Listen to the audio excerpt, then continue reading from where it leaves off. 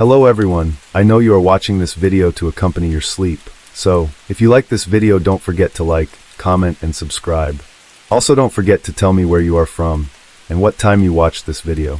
And let's begin. I squinted against the harsh summer sun, as the rusty doors of the old school bus creaked open. The sight before me made my heart sink. A large wooden sign that read, Camp Pinefall. Around me, a symphony of excited chatter, laughter, and the rustling of bags filled the air. Everyone seemed ready to dive headfirst into the world of adventure that lay beyond the sign. Everyone except me, Liam. My parents thought that summer camp would be good for me, that it would bring me out of my shell. I'd have preferred staying home, immersed in the new series of fantasy novels I'd just started. But my preference hadn't factored into their decision. So there I was, standing in the sun-kissed dust, surrounded by energetic teenagers whose enthusiasm felt as foreign to me as the expansive woods encircling the camp. Welcome to Camp Pinefall, an overly energetic counselor bounded towards us. I think his name was Jake. His grin was infectious, but it didn't lessen my dread. I picked up my bag and followed the other campers. Our cabins were nestled at the edge of the woods, tiny log constructions that looked like they had been built decades ago. My cabin was at the farthest end, the woods encroaching a little too close for comfort. Inside, the air smelled of pine and old wood. My bunkmate was already there, a lanky kid with wild curly hair and a grin that matched Jake's. He jumped down from his bunk and extended a hand. Noah, he introduced himself, his eyes bright with a spark I immediately envied. I shook his hand, introducing myself in return. Noah seemed to fill the room with his vibrant energy, a stark contrast to my reserved persona. I wondered how we'd get along. The rest of the day was a blur of activities, swimming, canoeing, a never-ending series of team-building exercises, each more draining than the last. My muscles ached in protest, but there was something oddly satisfying about the physical exertion. As the sun began to set, painting the sky with hues of red and orange, we sat around a crackling bonfire. The warmth of the fire seeped into me, the flickering light reflecting in Noah's animated expressions as he shared stories about his life. Listening to him, I felt my defenses ebb away. Maybe I thought this wouldn't be as bad as I had imagined. That night, as I lay in the narrow bunk, staring at the rustic wood ceiling, the chorus of the nocturnal creatures felt almost soothing. I could hear Noah's steady breathing from the bunk below. Despite my earlier apprehension, a strange sense of contentment washed over me. But as sleep began to claim me, a faint whispering wind swept through the nearby trees, sending an involuntary shiver down my spine. In the eerie silence of the night, the woods seemed too close, the darkness too deep. Little did I know this was just the beginning of the story, the calm before the storm. Looking back, that first day was a paradox. It marked the beginning of my adventure and the end of my peace. It was my entry into a fear and the inexplicable. It was my arrival at Camp Pinefall. The days began to blend into each other, each morning marked by a cool breeze and the sweet song of birds. I slowly fell into a routine, hiking in the morning, swimming in the cool lake in the afternoon, and evenings around the bonfire. A group of teenagers sharing ghost stories as the embers glowed against the night sky. Noah was a constant in all this. His endless energy, curiosity, and innate charm made him popular at camp. His laughter was contagious, his ideas crazy and entertaining, but amidst all the fun, he had a maturity that belied his age. He listened when I spoke about my love for books, even when I knew it bored him. He stood up for a camper who was bullied, and when I slipped during a hike and hurt my ankle, he was the one to help me back, disregarding his own scraped knees. Despite our contrasting personalities, Noah and I grew close. We found ourselves paired for most activities, and our conversations stretched into the night, long after the other campers were asleep. In him, I found a friend, and through him, I found myself actually enjoying the camp. One afternoon, we sat on a high cliff overlooking the camp, the dense green forest stretching as far as the eye could see. The wind whispered through the trees, carrying the distant echo of our fellow campers. Noah was unusually quiet, his usually vibrant eyes pensive as they stared out into the wilderness. "Do you ever wonder what secrets the woods might hold?" he asked, his voice barely a whisper against the wind. I looked at him, startled by the sudden shift in his mood. "Like what?" I asked, not entirely sure where he was going. "Legends, mysteries, creatures we don't know about," he replied, turning to look at me, a glimmer of the old Noah back in his eyes. In that moment, his question didn't scare me. Instead, it filled me with a thrill of excitement. I was still wary of the wilderness, but the fear was slowly giving way to a sense of adventure. The unknown wasn't as intimidating when I had a friend by my side. We spent the rest of the day exploring, delving into parts of the forest we hadn't seen before. The woods seemed almost welcoming in the daylight, the eerie whispers of the night forgotten. We returned to the camp as the sun set, both exhausted and exhilarated. That night, as the campfire cast dancing shadows around us, I realized that my initial dread had been replaced by a sense of belonging. The chirping crickets, the rustling leaves, and even the whispering woods had all become a part of my reality. This was my life now, filled with laughter, adventure, and the joy of the unknown. I watched Noah across the fire, his face illuminated by the flickering light, his laughter blending with the night's chorus. I felt a twinge of gratitude towards him. He was my beacon in this strange new world. As the fire died down, and the campers retreated to their cabins, I had no idea how drastically our world was about to change. Our joy of the unknown was about to turn into a haunting echo of regret. The sun was sinking below the treetops as we began our evening hike. The warmth of the day gave way to a crisp coolness that seeped into the woods, the descending darkness painting the scenery with a different palette. Noah was at the front, leading the group with a confidence that was both reassuring and contagious. I trailed behind, entranced by the nocturnal symphony of rustling leaves and hooting owls.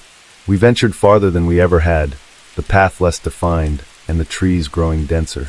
Our flashlights bobbed through the darkness, casting eerie shadows on the forest floor. Despite the foreboding environment, Noah's excitement was palpable. He reveled in the adventure, his spirit unbroken by the surrounding darkness. A sudden shout from the front of the group cut through the air, shattering the peaceful atmosphere. One of the campers had tripped over a root. Amidst the chaos and confusion, Noah went off the path to find a branch for support. Minutes turned into an eternity as we waited in the diminishing light. The whispers of the night seemed to grow louder, the forest more intimidating. Noah's absence loomed over us like a cloud, growing heavier with each passing moment. After what felt like hours, Jake decided to go look for Noah. He handed me his flashlight, his face a mask of concern. The light trembled in my hand, mirroring the unease spreading through the group. The woods around us came alive with unfamiliar sounds, the rustle of leaves, the snap of a twig, the hoot of an owl. Each sound seemed to mimic the rapid beating of my heart, escalating the fear coursing through my veins. When Jake returned, alone and breathless, a veil of silence descended on the group. The news hit us like a punch to the gut. Noah was missing. Panic swept through us, the word missing echoing ominously in the dense forest. We stumbled back to the camp, the path seeming longer and more treacherous than before. Noah's absence was a tangible entity amongst us, choking and oppressive. The camp, usually filled with laughter and chatter, was eerily silent. All activities were halted. A search party was quickly formed, flashlights cutting through the inky darkness, voices calling out for Noah. As the night wore on, hope waned. The search party returned, their faces etched with a hopeless despair. Noah was nowhere to be found. Retreating to our cabin, his empty bunk seemed to mock me, a harsh reminder of the friend who had been there just the day before. As I sat there, enveloped in darkness, I could hear the forest whispering, the wind carrying an invisible shroud of dread. I thought about Noah's question from a few days before, about the secrets the woods might hold. It seemed now that the forest had given us a taste of its mystery, a haunting enigma we weren't prepared for. The joy of the unknown had morphed into a nightmare. That night, as the camp fell into a restless sleep, I lay wide awake. The chirping crickets and rustling leaves, once a comforting lullaby, now seemed sinister. A sense of dread settled deep within me, a dark premonition of the terror that was yet to come. We were lost, just like Noah, lost in the face of the unknown terror the woods held. Days turned into a week. The search for Noah continued, the surrounding woods combed through by professionals and volunteers alike. But all their efforts returned empty, Noah's presence erased as if he had never been part of Camp Pinefall. His absence hung heavily over us. The once lively camp was shrouded in gloom, laughter replaced by whispered conversations, excitement by anxious anticipation. Noah's empty bunk served as a constant reminder of our loss, of the friend who had mysteriously vanished into the woods. And then something strange started happening. It began one night as I lay on my bunk, the cabin filled with a suffocating silence. The nocturnal symphony of the forest was in full swing, each note playing on my heightened senses. A soft whisper cut through the night, my name carried on the wind. It was so faint that I thought I was imagining it. The next night, it happened again. My name whispered through the rustling leaves, unmistakably Noah's voice. I sat up in bed, my heart pounding against my chest. I knew Noah's voice, its warmth, its cadence, its familiarity. And even in the whisper that floated through the night, I recognized it. Terrified and confused, I confided in Jake. He listened, his face an unreadable mask, but I could see the doubt in his eyes. Was it the wind? My mind playing tricks on me? But I was certain of what I heard. I knew Noah's voice, just as I knew the deep, gnawing fear growing within me. And then other campers started reporting the same. The voice in the woods, a mother's soothing tones, a brother's laughter, a best friend's secret code, each one personal, each one familiar. Panic spread through the camp, the whispers of the night now a source of fear and terror. Every night we would huddle in our cabins, flashlights at our sides, hearts pounding as the sun set. The woods were no longer a source of adventure or mystery, but of a chilling dread. The whispers grew louder, more insistent, playing on our fears and heightening our paranoia. One night, I heard Noah's voice again, louder this time, a frantic plea for help that sent a jolt of fear through me. I rushed out, a foolish hope propelling me towards the voice. But all I found was the dark, silent woods, the trees standing like silent sentinels. Every echo, every whisper seemed to hold a promise, a hint of Noah's presence. And each time it led to nothing. The forest seemed to mock us, its secrets held close, impenetrable. The woods had turned into a living nightmare, its whispers an echo of the fear that had gripped us all. As the echoes in the dark grew, so did our desperation. Each whisper was a chilling reminder of our loss, a haunting memory of Noah. The once joyous camp was now a place of fear, the unknown not an adventure but a threat. And as each day passed, the reality of the situation weighed heavily on us. We were at the mercy of the woods, its secrets beyond our understanding. Lost and fearful, we could only listen to the echoes in the dark, a cruel mimicry of the past we yearned for and a future we feared. The days turned into a never-ending cycle of dread. The whispers continued, echoing through the dark woods and haunting our dreams, each voice mimicking someone we loved, added a layer of fear to the oppressive atmosphere of Camp Pinefall.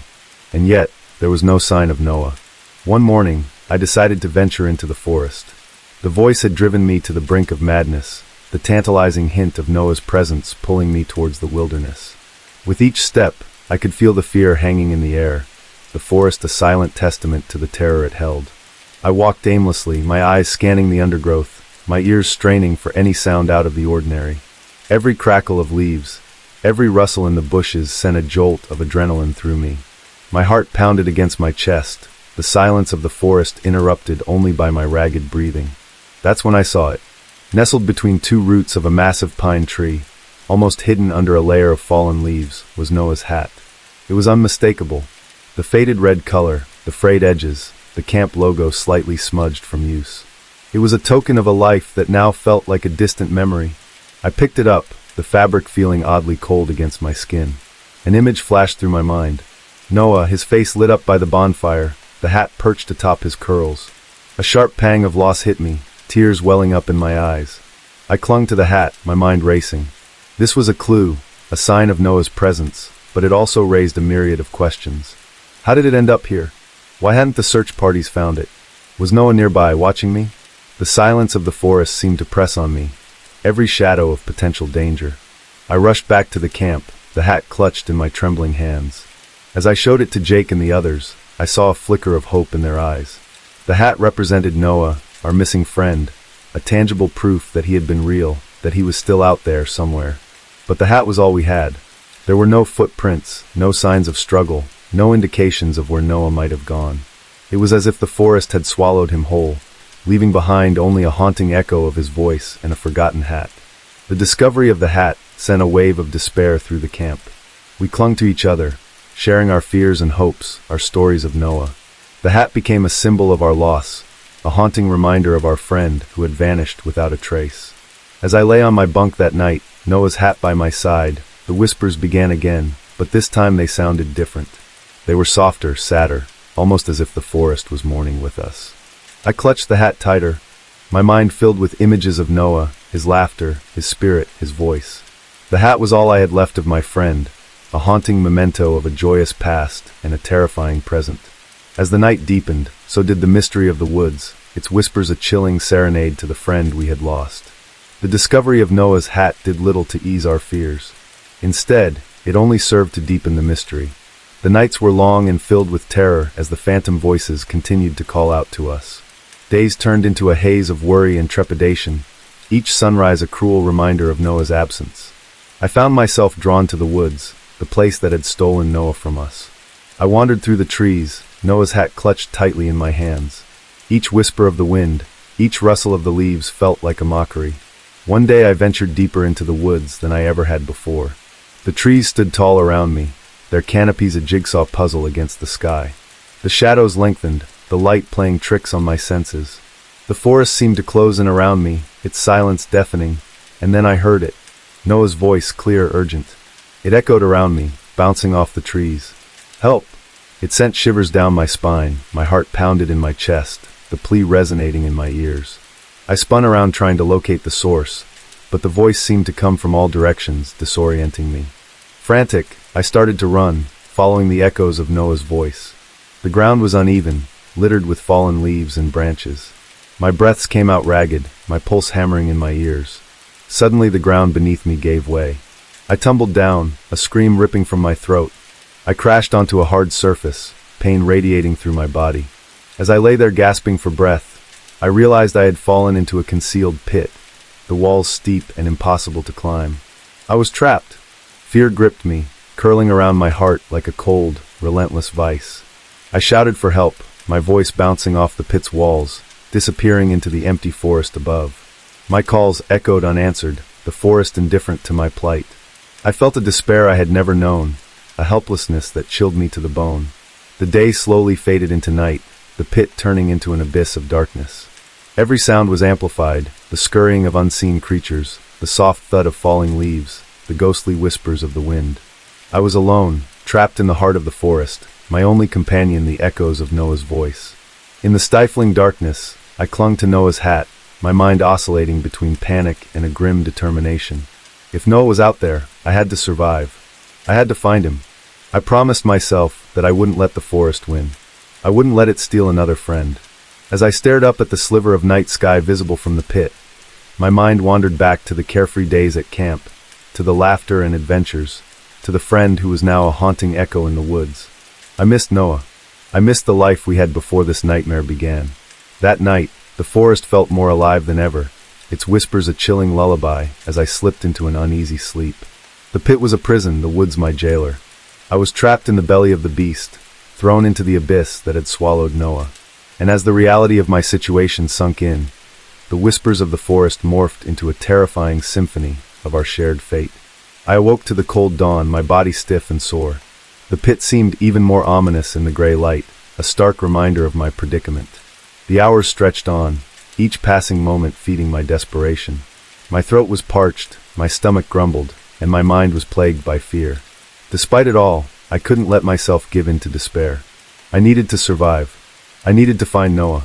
As I sat there, trapped in the pit, my mind wandered back to the stories Noah used to share, of the Native American tribes who had once called these woods home, of the spirits they believed inhabited the land. Noah had always been fascinated by the history and myths of the area. I wished now that I had paid more attention. Noah's voice echoed again, piercing the silence of the pit. Help! It was as desperate as before, but this time I noticed a strange echo to it, a slight distortion. It dawned on me then. The voice wasn't coming from Noah. It was a mimic, a chilling imitation of my missing friend. Just as I was losing hope, a familiar face appeared at the top of the pit. Jake. Relief washed over me. He looked terrified, but relief replaced the fear when he saw me. He had found me, just as we had to find Noah. With the help of other campers, they managed to pull me out of the pit. I was finally free from the confines of the pit, but I knew then that none of us were truly free. We were all prisoners of the forest, entrapped in a nightmare we didn't understand. Back at camp, the discovery of the pit, my rescue, and the chilling mimicry of Noah's voice sent a fresh wave of fear through the group. The forest had shown us its teeth, and we were all terrified. The camp counselors decided to end the camp early. Parents were informed, police were called in, but none of that mattered to me. I couldn't leave, not without Noah. Under the guise of the night, I slipped away from the camp. I ventured back into the heart of the forest, drawn towards the pit, that had been my prison. I wasn't sure what I was looking for. Perhaps I hoped that by understanding the forest, I could understand what had happened to Noah. As I stood at the edge of the pit, Noah's hat in my hands, I couldn't help but feel a chill run down my spine. The pit wasn't just a physical trap. It was a metaphor for our situation. We were all in the dark, all clueless about the true nature of our circumstances. As the moon bathed the forest in an eerie light, I thought of the ancient tribes who had once revered these woods. Had they known of the voice mimic? Had they understood it? I didn't have any answers, just a growing sense of dread and a haunting echo of Noah's voice, a constant reminder of our shared fate in these treacherous woods. Under the cold moonlight, the pit seemed like a gateway to another world, a world where voices echoed from the unseen depths and friends vanished without a trace. As I gazed into its dark, gaping maw, I felt an inexplicable pull. The pit, I realized, held more secrets than I had initially thought. Driven by a desperate need to understand, I ventured once again into the forest. I needed to find the root of these eerie phenomena, the echoing voices, Noah's disappearance, the hidden pit. Every crackle underfoot, every rustle in the undergrowth echoed Noah's absence and my fear. One day, while scouring the woods, I stumbled upon a secluded glade. In its midst stood a solitary stone covered with strange markings, etchings of animals, trees, and what appeared to be figures of men. I realized with a jolt that they were petroglyphs, ancient symbols left by the native tribes. As I traced the symbols, I remembered Noah's fascination with the local tribes. His stories of their reverence for the land and their belief in the spirits of nature echoed in my mind. Could the legends be true? Could the forest be haunted by a mimic spirit, as the stories suggested? Was this the explanation for the voice we heard, for Noah's disappearance? I spent days studying the petroglyphs, the whispers of the forest serving as a haunting backdrop. The forest seemed to watch me, its silence heavy with unspoken secrets. The echoes of the past lay etched on the stone, silently testifying to the age-old mysteries of these woods. One night, as I lay awake in my cabin, Noah's hat beside me, the whispers returned, but this time they were not pleas for help. They were stories, echoes of the past recounted in familiar voices. I heard the laughter of my mother, the lullabies of my grandmother, and most chillingly, the tales of the tribes in Noah's voice. The forest was not just mimicking our voices, it was mimicking our memories, our stories. The realization sent a shiver down my spine.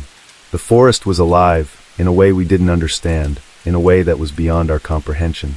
As the voices faded into the night, I felt a renewed sense of determination. I had to solve this mystery, not just for Noah, but for all of us. The forest held our friend, it held our fears, and it held the answers, and I was determined to unearth them. As the dawn broke, casting long shadows across the camp, I found myself looking at the forest with new eyes. It was not just a collection of trees and wildlife, but a sentient entity, a living, breathing mystery. And as the whispers resumed, echoing our past and mimicking our present, I realized the scale of the challenge before us. We were not just fighting against the unknown, we were up against the echoes of time, the echoes of the past, the echoes of the forest. I spent my days at the stone in the secluded glade, absorbed in the cryptic petroglyphs. I began to sketch them, hoping that decoding their meaning would bring me closer to understanding the entity that inhabited the forest. I felt a kinship with the ancient people who had crafted these symbols, their knowledge and beliefs etched onto the unyielding stone, speaking across the centuries. As I immersed myself in this pursuit, I felt the forest watching me. The voices became more frequent, the whispers more distinct. I realized that the entity was not malicious, but curious.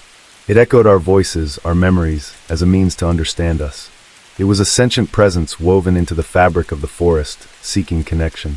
The realization brought a strange sense of calm. I was not alone in my search for answers. The forest, in its own alien way, was trying to communicate, to bridge the chasm between our worlds. One evening, as I traced the final symbol on the stone, I heard Noah's voice again. But instead of a desperate plea for help, it was calm, reciting a story we had loved as kids. I closed my eyes, Noah's voice washing over me, carrying me back to simpler times. The entity was speaking through Noah, sharing our past, our stories, our bond. Overwhelmed, I found myself speaking to the entity, sharing my fears, my guilt over Noah's disappearance, my longing for my lost friend. The forest listened, its silence a soothing balm. The whispers echoed my words, my feelings, giving voice to my inner turmoil. It was then I realized that Noah was not lost. He was a part of the forest now, a part of the entity. He had not left us. He had simply changed, transformed into something beyond our comprehension. The thought was comforting and terrifying in equal measure. The nights at camp were no longer oppressive with dread, but filled with anticipation. I listened to the whispers, to the stories, to the echoes of our shared past. Each voice, each memory was a thread connecting me to Noah, to the entity, to the forest. The entity spoke to us in the language it knew, echoes and memories. It did not understand our grief, our fear, our concept of loss, but it understood connection, stories, emotions, and it shared them with us, painting a picture of a world far removed from our own. As I listened to the whispers from the shadows, I began to understand the true nature of our predicament. We were not victims of a sinister force. We were witnesses to a phenomenon beyond our understanding. We were participants in a cosmic dialogue, an exchange of stories and memories between the human and the non-human. The entity was not a foe to be feared, but a mystery to be understood. And as I delved deeper into the petroglyphs, into the whispers from the shadows, I was no longer alone. I had the forest, the entity, and the echo of my friend to keep me company. The darkness was no longer an enemy, but a canvas on which our shared stories came to life. Days melted into weeks, the whispers of the forest becoming my constant companion. The voices echoed tales of the past, painted pictures of the present, and stirred emotions deep within me. I felt myself changing, evolving, as the understanding of the entity and its nature deepened. The camp was now a ghost town. The laughter and camaraderie were replaced with an eerie silence, the empty cabins a stark reminder of the friends who had once lived there. But I wasn't alone. I had the forest, the entity, the echo of Noah. I missed Noah. I missed his laughter, his infectious enthusiasm, his insatiable curiosity. But every time I heard his voice echoing through the forest, I felt a strange comfort. He was here with me in the rustle of the leaves, in the whispers of the forest. With every passing day, I found myself less afraid, less anxious. I no longer saw the forest as a malevolent force, but an entity beyond our understanding, beyond our narrow definitions of life and consciousness. It was an entity that sought to communicate, to connect, to understand. I felt a sense of peace I hadn't experienced since Noah's disappearance. The guilt that had once consumed me now faded, replaced with acceptance. Noah wasn't lost. He had found a new existence, one that we couldn't understand, one that transcended our mortal comprehension. The petroglyphs on the stone were no longer a mystery, but a bridge, a link between us and the entity. The symbols etched onto the stone held a wisdom, a knowledge that spanned centuries.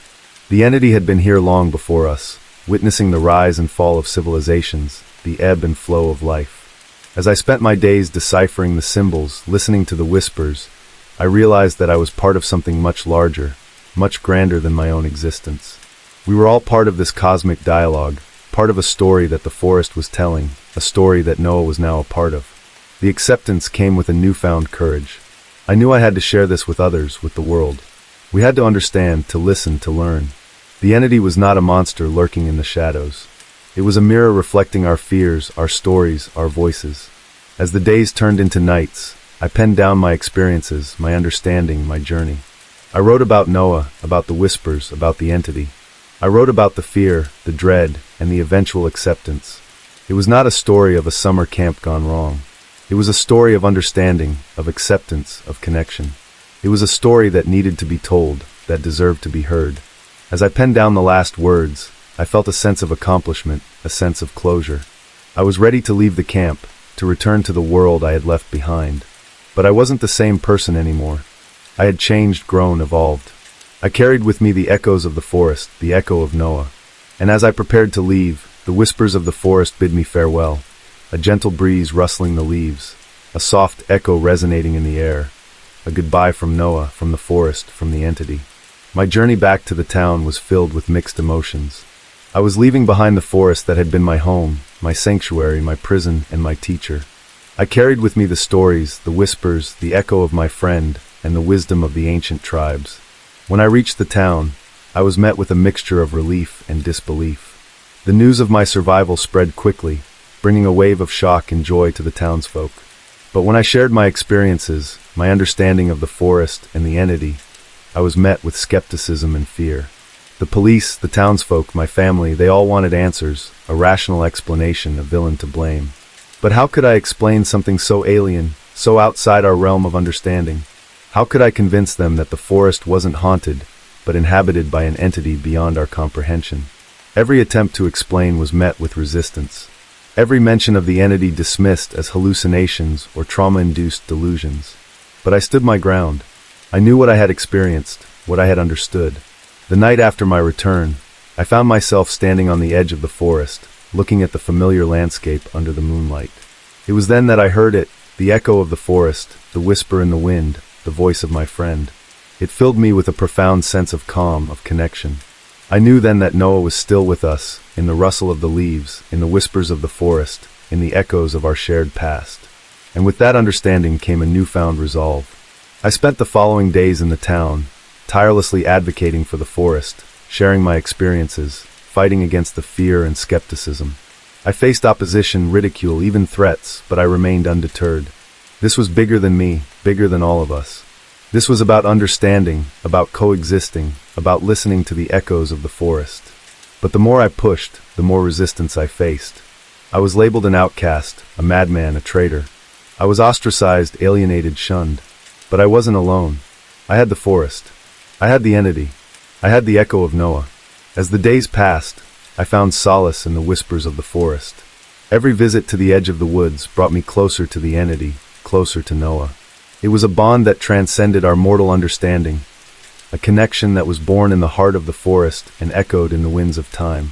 I realized then that my fight wasn't against the townsfolk or the police. My fight was against fear, against ignorance, against the unwillingness to understand. And I knew I had to keep fighting, for Noah, for the forest, for the entity. As I walked away from the edge of the forest that night, the echo of Noah's voice lingered in the air, a gentle whisper carried on the winds of time. I carried that echo with me, a reminder of our bond, our shared stories, our shared journey. It was a constant companion, a source of strength, a beacon of hope in the face of adversity. Months turned into years, and the echoes of the forest became a part of my existence, my identity. I had become the voice of the entity, the voice of the forest. I stood alone against the tide of fear and ignorance, armed with the echoes of Noah, the wisdom of the ancient tribes, and the memories of a summer camp that had changed my life. My relentless advocacy for understanding and coexisting with the entity earned me many names: the Echo Man, the Forest Whisperer, the Madman of Utah. But it didn't deter me. If anything, it fueled my determination. Every whisper from the forest, every echo of Noah, every memory of our shared past was a reminder of my purpose, my journey.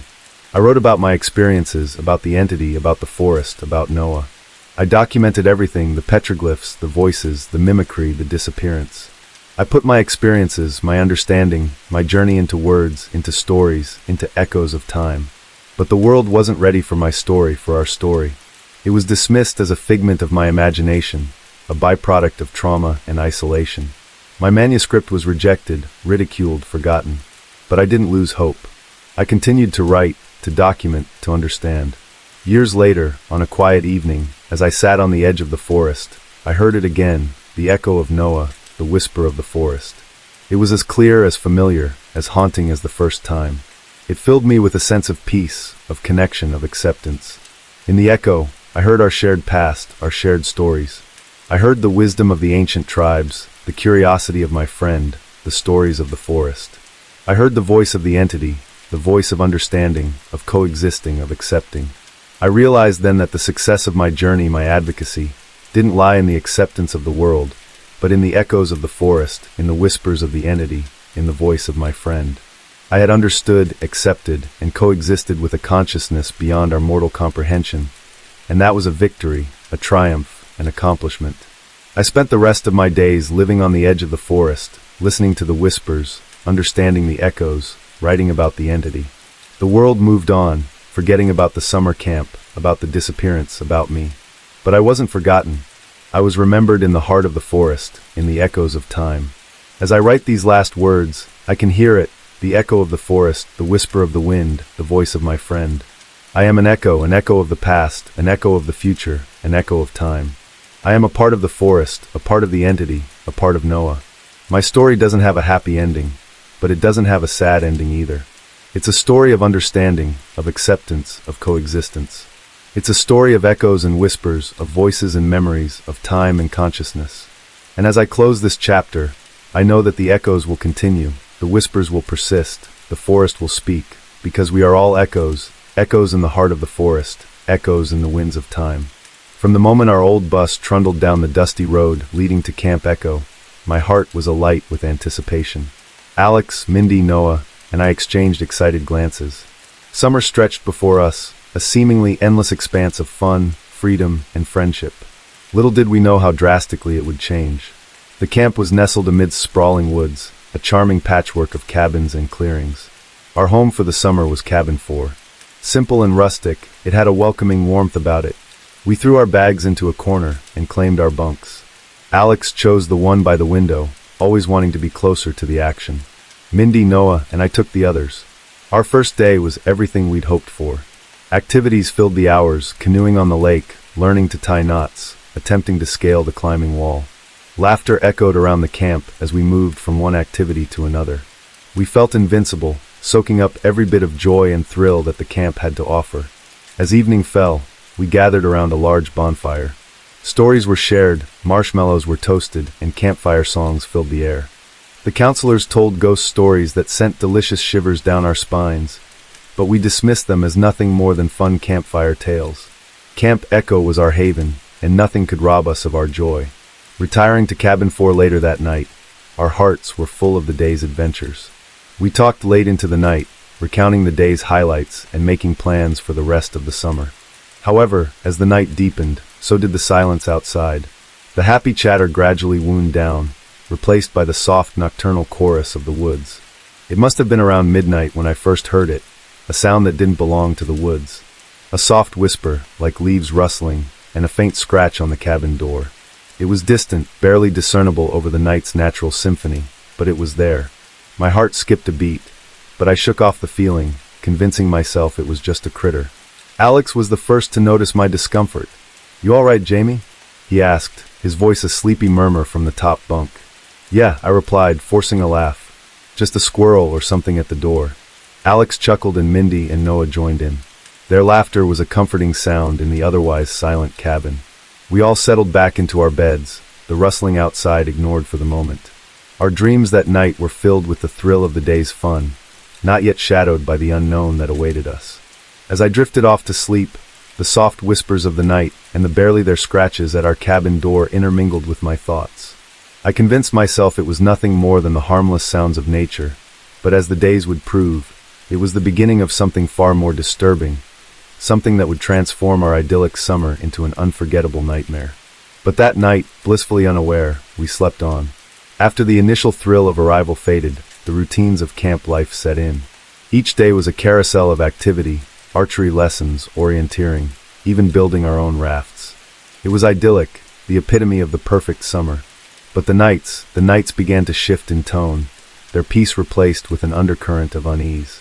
It was on the second night that I really began to notice it, that soft sound, the whisper in the wind, the faint scratching at the cabin door. It was louder this time, more pronounced, but again, we dismissed it as the wind playing tricks or nocturnal animals making their rounds. It was a comfortable lie, one we were all too willing to believe. We had returned from another night by the campfire, our bellies full of esmores, our minds buzzing with the thrill of the day. Alex was animatedly recounting his near win at the canoe race, while Mindy laughed, teasing him about his competitive spirit. Noah was lost in thought, sketching away in his notebook by the dim light of the lantern. It was during one of Alex's exaggerated hand gestures that we all heard it, the unmistakable sound of a soft scratch at the door. We froze, the laughter dying in our throats. The scratching continued, persistent but unhurried, a dreadful contrast to the racing beats of our hearts. Silently we turned to look at the door. The dim light of the lantern threw grotesque shadows, making the ordinary cabin door seem ominous. The scratching stopped abruptly, replaced by a soft whisper that seemed to echo around the Alex, always the brave one, got up and moved towards the door. He took a deep breath, threw it open, and stepped outside. We held our breaths, waiting in a tense silence. After a few moments that felt like eternity, he came back in, shaking his head. "Nothing, not a squirrel or raccoon in sight," he reported. His words, meant to reassure, instead settled in the pit of my stomach like a stone. If it wasn't an animal, then what was it? I glanced at Mindy and Noah. Their faces mirrored my confusion and unease. To dispel the sudden chill, we all clambered back into our bunks, pulling the covers tightly around ourselves. We attempted to laugh it off, to lose ourselves in a new conversation, but the mood had shifted undeniably. One by one, we fell into an uneasy sleep, the sounds of the night a haunting lullaby. As I lay awake, staring at the wooden planks above me, I couldn't shake off the unease. The whispering seemed to fill the cabin, the words indiscernible, but their presence palpable. My thoughts raced, searching for logical explanations, but finding none. That was the night the summer lost its luster. The day's bright promise was tarnished by the night's mystery, casting a long shadow over the sunny camp days. We didn't know it yet, but the whispers were just the beginning. They were the first notes in a terrifying symphony that would keep us on edge, forever changing our memories of Camp Echo. The eerie happenings of the second night marked a turning point. What we initially brushed off as harmless woodland disturbances had taken on an unnerving edge. Yet, as the sun rose each morning, casting its golden glow over Camp Echo, the previous night's fear seemed silly, almost dreamlike. It was this relentless cycle of dread and daylight relief that began to fray our nerves. With each passing day, our apprehension grew. The whispering and scratching persisted, intensifying with each night. The sounds were no longer just background noise. They had become a haunting melody, dictating our moods, intruding our dreams, and testing our courage. I decided to document our experiences, hoping to find a pattern, a clue, anything that might shed light on these nocturnal disturbances. Each day, I scribbled in my journal, detailing our daily activities and the ever louder whispers and scratches that terrorized our nights. On the fifth night, we gathered in our cabin, our earlier joviality replaced with a sober sense of anticipation.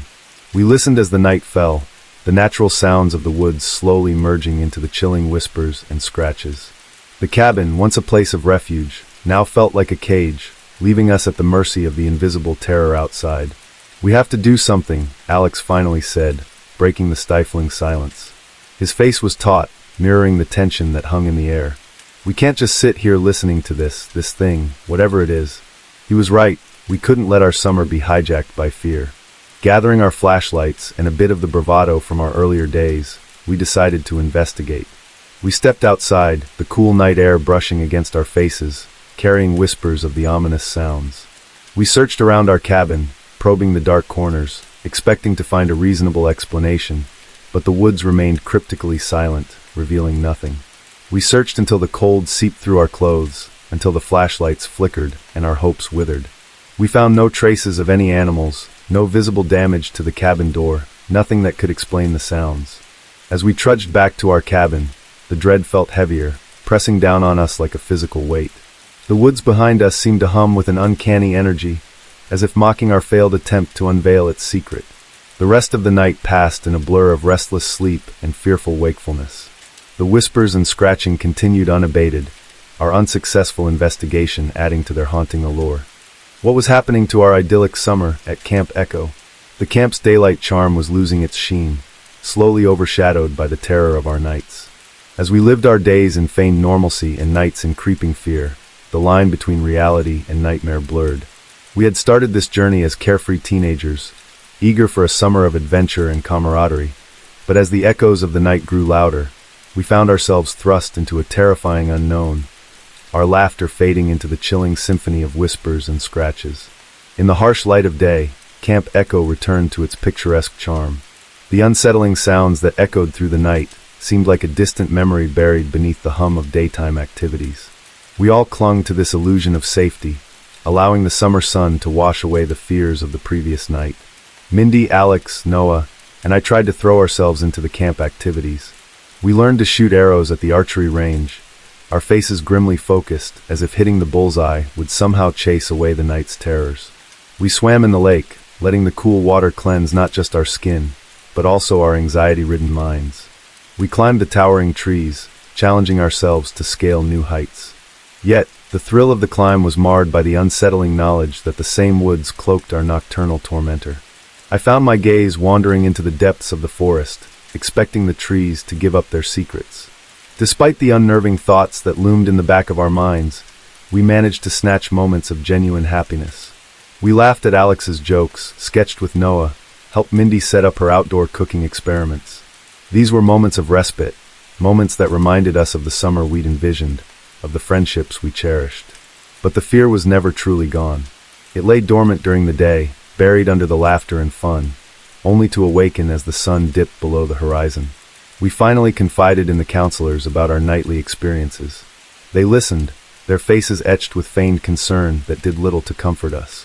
They dismissed it as mere wildlife, probably a raccoon or squirrel. They advised us not to let our imaginations run wild, to focus on the daytime activities and the camaraderie of camp. Their indifference stung. It felt like a betrayal, deepening the chasm of isolation that had begun to form around us. We were on our own in this, a realization that added a new edge to our fear. Each night we would return to our cabin with heavy hearts, the door standing ominously in the soft twilight. As we huddled in our bunks, we listened to the whispers grow louder, the scratching more frantic. Our days of respite felt like a cruel illusion, a mere interlude to the nightly horror. The fear was changing us, changing our summer. The contrast between our days and nights was growing sharper. The jovial camp activities, the breathtaking beauty of the forest, and the warm camaraderie all seemed like a facade, masking the chilling reality of our nights.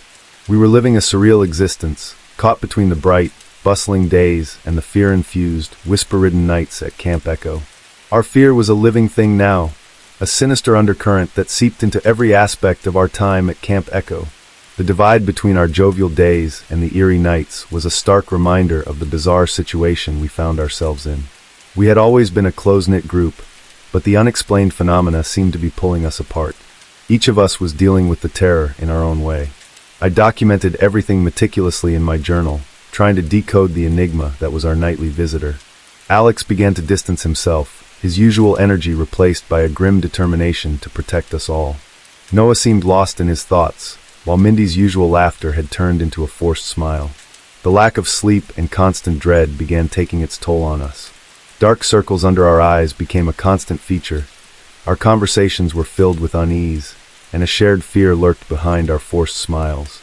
Our desperate attempts to cling to normalcy during the day were failing. The whispers and scratching were eroding our spirit, transforming our fun-filled summer into a psychological thriller.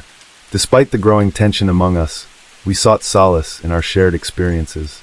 We discussed our fears, our theories, and our futile attempts to explain the eerie disturbances. We decided to spend our nights together in the common area of the cabin, hoping our unity would shield us from the fear. We slept in shifts, two of us staying awake while the others caught some rest. Yet even sleep offered no escape. The terror invaded our dreams, turning them into a twisted reflection of our reality. We spent our waking hours observing the cabin and its surroundings, hoping to find something, anything, that could provide a clue. We questioned other campers, hoping someone else had experienced similar phenomena, but to no avail. Our ordeal was ours alone, isolating us further. As we searched and speculated, we began to lose track of time. Days and nights merged into a continuous cycle of dread and desperation. Our investigation was a futile exercise, yielding nothing more than increased frustration and fear. One night, after a particularly chilling round of whispers and scratches, Alex proposed a desperate plan. He suggested we venture out into the woods when the sounds were at their loudest. He believed that it was our best shot at confronting the source of our terror. I felt a chill run down my spine. The woods had a sinister aura, especially at night. Yet part of me knew that Alex was right.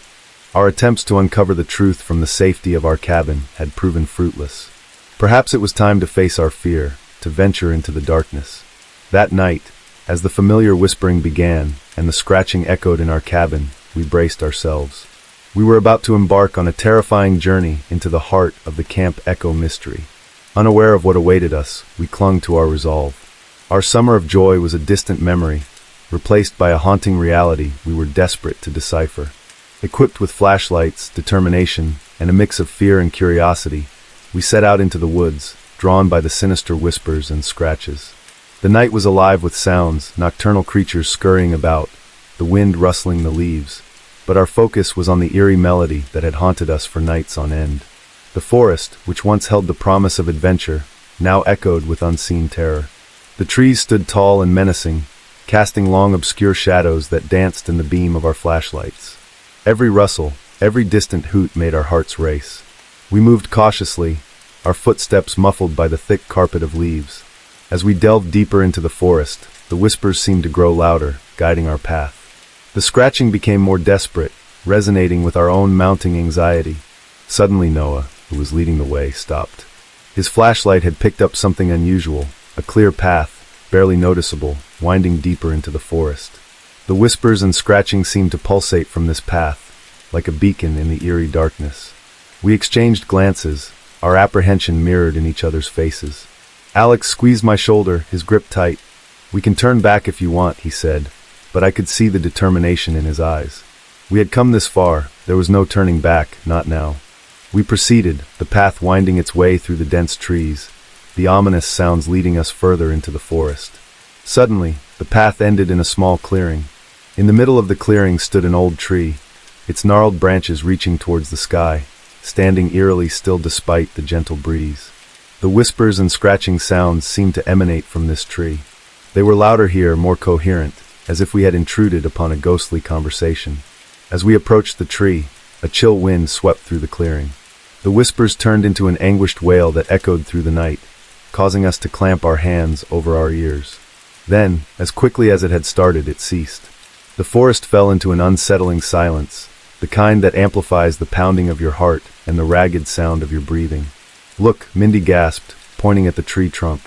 We followed her gaze, our flashlights illuminating the coarse bark that was marked with long, deep scratches, too precise to be the work of any animal. Our hearts pounded in our chests as the gravity of our discovery sank in. This was the source of our torment. The wailing started again, a mournful cry that sent shivers down our spines. We fled the clearing, propelled by raw fear, our thoughts a chaotic mess.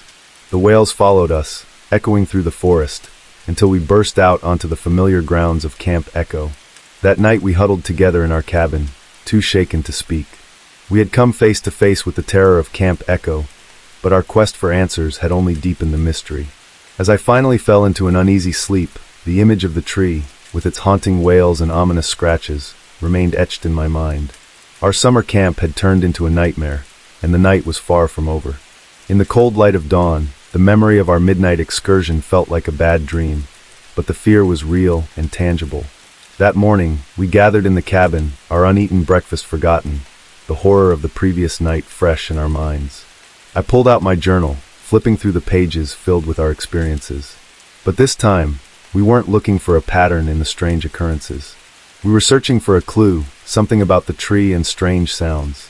Mindy suggested we seek out some of the older staff, hoping their knowledge of the camp's history might shed light on our haunting experiences. Reluctantly, we split up to gather information, each taking a different member of the camp staff to talk to. I approached Mr. Jenkins, the grizzled old maintenance man who had been at Camp Echo for as long as anyone could remember. He listened to my tale, his face revealing nothing of his thoughts. When I finished, he was silent for a moment before his rough voice filled the air. "Sounds like you've come across the whispering tree," he said, his eyes holding a distant look. He went on to tell me an old camp legend about a man who had gotten lost in the woods many years ago. According to the tale, the man had encountered a wild animal and, in his fear, had climbed a tree to escape. However, he never found his way back and eventually succumbed to the harsh wilderness. It was said that his spirit haunted the tree and the surrounding forest, his whispers and scratches echoing in the night. Chills ran down my spine as the legend eerily paralleled our experiences. The whispers, the scratching, the tree, it all fit. The story seemed far-fetched, yet after what we had experienced, it felt frighteningly plausible. Back at the cabin, we shared our findings. Each conversation had revealed bits and pieces of the same legend. The staff had dismissed it as a spooky tale to scare the younger campers. To them, it was a part of Camp Echo's charm, but to us, it was the horrifying reality we were living. The legend of the whispering tree was like a puzzle piece that fit into our terror-filled summer. The fear that had once been formless now had a name, a story. It didn't make our nights any less terrifying, but it gave us something to hold on to. As the whispers and scratches continued to haunt our nights, we found ourselves trapped in a chilling reality. The friendly confines of Camp Echo had transformed into a stage for a ghostly presence, leaving us caught in a tale that was as old as the camp itself. Our friends had turned into fellow victims, the forest had become a haunted playground, and our cabin was the center stage for a ghostly performance. As the line between legend and reality blurred, we were left wondering, would we ever escape the haunting grip of the whispering tree? The knowledge of the whispering tree legend was both a relief and a curse. It offered a semblance of understanding to our terror, yet it painted our reality with a darker hue. Our nights were no longer just scary, They were a tragic symphony of a lost soul's cries, echoing in the haunting darkness. We tried to confide in some of the other campers, hoping that sharing our fears would lessen their weight. Most laughed it off, a few looked scared, but none seemed to believe us. Our ordeal felt lonelier than ever. Each day we grappled with our sanity, wrestling with the irrational fear that gripped us. Sleep was rare, filled with nightmares that mirrored our nights, and each day we grew more desperate. The forest, once a sanctuary of fun and adventure, now seemed more foreboding than ever. On a particularly hot afternoon, as we sat huddled in our cabin, Alex proposed a new plan. His idea was risky, even dangerous, but in our desperation it held a strange appeal. He suggested that we try to communicate with the spirit. He reasoned that if the legend were true, then perhaps we could find a way to free the lost soul, to put an end to our nightmare. We hesitated. The thought of willingly interacting with the entity terrified us, yet we were running out of options. Our summer was slipping away, replaced by a haunting reality that no one else understood. With fear etching our hearts but determination setting our resolve, we agreed to Alex's plan. We decided to return to the tree, armed with the legend, and confront our ghostly tormentor. That night, as darkness claimed Camp Echo, we set out once again. We held on to each other, our flashlights casting long shadows as we followed the path that led to the whispering tree. As we reached the clearing, the whispers and scratches grew louder, the tree standing as an ominous beacon in the eerie silence. Steeling ourselves, we stood before the tree, the whispers turning into mournful cries. Alex stepped forward, his voice shaking as he spoke to the unseen entity. "We know your story," he began. "We want to help you find peace. Tell us what you need. Please, let's end this." His words hung in the air, a plea echoing in the silence of the night. We waited, holding our breath, as an uncanny calm settled around us. But our answer wasn't words or understanding. Instead, the cries grew louder, more frantic, the scratching echoing our rising fear. As we fled the clearing, our plan in ruins, the whispers seemed to follow us, filling the night with their anguished cries. Our hopes of ending the terror seemed futile, our desperation growing as the haunting melody of the whispering tree became a grim serenade to our failure. Back in the safety of our cabin, we pondered our dwindling options. The legend had offered us a name, but it didn't have a solution. The mystery was far from over. Our nightmare at Camp Echo continued, the haunting whispers and scratches a stark reminder of the terror that had claimed our summer. In the aftermath of our failed attempt to communicate with the entity, we found ourselves at a loss. The haunting melody of the whispering tree continued, its spectral performance unabated. Each day, our determination was slipping, replaced by a growing sense of despair. Then one sunny afternoon, Noah brought a piece of news that piqued our interest. In his quest for answers, he had stumbled upon a local historian, Mrs. Miller. She had shared with him an old tale that added another layer to the legend of the whispering tree. According to her story, the lost man wasn't alone in the woods. He had been part of a group of settlers, pioneers who had made their home in a cabin near where our camp was located. However, the cabin was abandoned after the man's mysterious disappearance and presumed death. The tale breathed new life into our quest. We reasoned that the cabin could be the missing piece of our puzzle, the key to unraveling the mystery that had consumed our summer. With renewed vigor, we planned a new expedition. Guided by the vague details from Mrs. Miller's tale, we would search for the settler's cabin. If the legend was real, perhaps something in the cabin would give us the clue we needed. We set out the next morning, armed with maps and provisions. The forest that once brought us joy now seemed to mock our fears. Yet we pressed on, driven by our desperate hope for answers. We trekked through dense undergrowth, followed hidden trails, and explored unfamiliar terrain. The sun moved across the sky, casting changing shadows on our expedition. Hours later, just as we were about to give up, we found it. A dilapidated structure, hidden deep within the forest, nearly consumed by the wilderness. The sight of the cabin stirred a mix of emotions in us. It was eerie and ominous, yet it held a promise of answers. As we cautiously approached it, we could feel the weight of its history, its forgotten stories resonating with our fears. The cabin was decrepit, its wooden walls bearing the scars of time. Moss and vines covered its exterior, while the interior was filled with dust and decay. Yet, amidst the wreckage, we found fragments of a bygone era, old furniture, faded photographs, a dusty journal. We spent hours sifting through the remnants of past lives. It was a surreal experience, touching relics of a time that felt both distant and intimately connected to our terror. However, Nothing seemed to provide a clear link to our spectral tormentor. As the day faded into evening, we left the cabin, our hearts heavy with disappointment. We returned to the camp, the cabin's silent testimony doing nothing to ease our fears. That night, as the familiar whispers and scratches filled our cabin, we couldn't shake off the feeling of despair. The cabin in the woods had offered a glimmer of hope, but it had faded as quickly as it had come. The mystery of the whispering tree was as impenetrable as ever, our quest for answers shrouded in the shadows of the unknown. After our expedition to the abandoned cabin, we returned to camp heavy-hearted. The cabin had offered no tangible solutions, no clear path forward. Our nights were filled with the haunting melodies of the whispering tree, a chilling lullaby to our unending nightmare. Yet, amongst the remnants of the cabin, we had brought back one item, an old weather-beaten journal. The pages were brittle and yellowed with age. The words almost faded, yet it held a compelling allure. Maybe, just maybe, it could offer us some insight. Over the next few days, we pored over the journal, straining to decipher the old-fashioned handwriting. It was a tedious task, but it was the last thread of hope we clung to. The journal belonged to a woman named Martha, a member of the Lost Settler group. It was filled with the mundane details of their life, their struggles and aspirations. It was a window into a past life, the forgotten story of the forest that was now our haunted playground. As we delved deeper into the journal, a particular entry caught our attention. Martha wrote about her husband, the man who had disappeared. His name was George. He was described as a man of strength and kindness, his loss deeply felt by all. As we read her heartfelt words, our spectral tormentor became more human, but it was the final entries that held us captive. Martha wrote about strange occurrences, similar to our own experiences, starting after George's disappearance.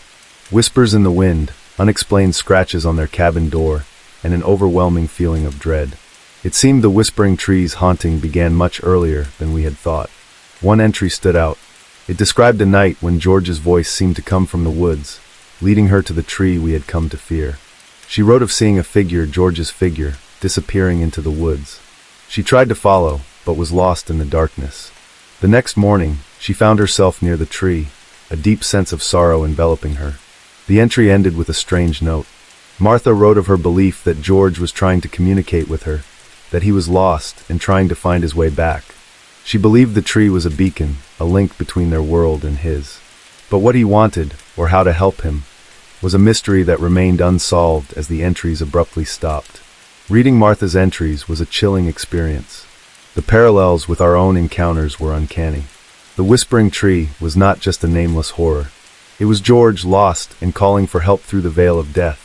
Armed with this new insight, we were left with a new challenge: how to reach out to George, how to help him find peace. But time was running out. Our summer at Camp Echo was coming to an end, and the mystery of the whispering tree, now tinged with an undertone of tragic love, was far from over. The revelation of the journal filled us with a renewed sense of purpose. The unknown entity that had haunted our nights was George, a man lost in time, his whispers a plea from the other side. Our terror turned into empathy. Our resolve strengthened. Time was against us. We had to make a final attempt to free George from his eternal torment before summer's end. We needed a plan. We spent hours discussing our options. Eventually, we agreed on a risky yet seemingly plausible plan. We decided to recreate the night when George disappeared as closely as we could, in hopes it might create a connection strong enough to help him move on. We knew that George had climbed the tree out of fear of a wild animal. We collected our courage and made a plan to enact the scenario near the whispering tree, with one of us playing George. Alex volunteered, his bravery giving us hope. The evening arrived too soon. As the sun set, we moved towards the whispering tree, a mix of fear and determination guiding our steps. The whispers seemed more intense, the scratches more desperate, heightening our nerves. With the darkness as our shroud, we enacted our play. Alex climbed the tree, his voice shaking as he called out George's name, his pleas for help echoing in the forest. "George," he called out, "we know you're lost. We want to help you find peace. You're not alone anymore." His words, filled with desperate hope, hung in the air. The forest seemed to hold its breath with us, our hearts beating in rhythm with the eerie silence. We waited, every second stretching into an eternity. Then, without warning, a gust of wind swept through the clearing. The whispers grew louder, frantic, the scratches more desperate. In the eerie glow of our flashlights, we saw it, an ethereal figure, George's figure, just as Martha had described near the tree. Our hearts pounded as the figure looked at us, its form flickering in the wind. Alex called out again, his voice filled with conviction. "George, it's time to go home." The figure seemed to nod, a sad, mournful sound filling the air. Then it turned and walked into the woods, disappearing into the darkness. As silence settled over the clearing, we stood stunned, our minds racing to process what we had just witnessed. Had we succeeded? Had George found peace? Back in the cabin, a strange calm replaced the usual dread. That night, for the first time in weeks, the forest was quiet. The whispers and scratches were gone, replaced by the peaceful sounds of nature. Exhausted but hopeful, we fell into a deep, dreamless sleep. The mystery of the whispering tree seemed to have finally found its resolution, or had it. We fell asleep, not knowing what the morning would bring, but hopeful that we had turned the page on our haunting summer at Camp Echo. The morning came with an unusual calmness, the rays of the sun filtering through the cabin windows, casting long shadows on our weary faces. We stirred from our sleep, the quietness of the night still lingering in our minds. For the first time in weeks, we had slept peacefully, undisturbed by the eerie whispers or the dreadful scratches. We ventured out of the cabin, drawn to the whispering tree. Its tall figure stood solemn against the morning sky, but its menacing aura seemed to have faded. It was just a tree again, its haunting whispers silent, its bark free of new scratches. The rest of the day was surreal. We participated in the camp activities, mingled with the other campers, shared meals, and laughed. It felt like a normal day at summer camp, a stark contrast to the haunting weeks we had endured. But as the day slipped into evening, an uneasy feeling crept in. We couldn't shake off the feeling that something was amiss, that our ordeal was not over. As darkness fell, we huddled in our cabin, bracing for the familiar terror, yet the night was silent. The tree stood quiet, its whispers a thing of the past. It felt like we had finally turned a corner, that our nightmare was over. We dared to hope that we had helped George find peace, that we had freed ourselves from the spectral torment. As the night wore on, we found ourselves drifting into sleep, the silence lulling us into a sense of security. But just as sleep was about to claim us, we heard it. A faint whisper, a soft scratch against our cabin door. Our hearts pounded in our chests, our hopes shattered by the chilling reality. The whispers, the scratches, they were back. Fear gripped us, our peace shattered, the specter of the whispering tree looming large again. The morning found us exhausted and confused. We left Camp Echo that day, our summer of adventure ending with an unsettling mystery. We had thought we had found the answer, that we had helped George, but the haunting whispers and scratches suggested otherwise. As we said our goodbyes, the tree stood tall against the sky, a silent witness to our ordeal. Its whispers, now a chilling memory, served as a reminder of the summer we would never forget. We left with more questions than answers. Had we really encountered George, or was it something else? And if it was George, why hadn't our attempt to help him worked? The mystery remained, a chilling testament to our haunting summer at Camp Echo. We never returned to the camp, but the memories stayed with us.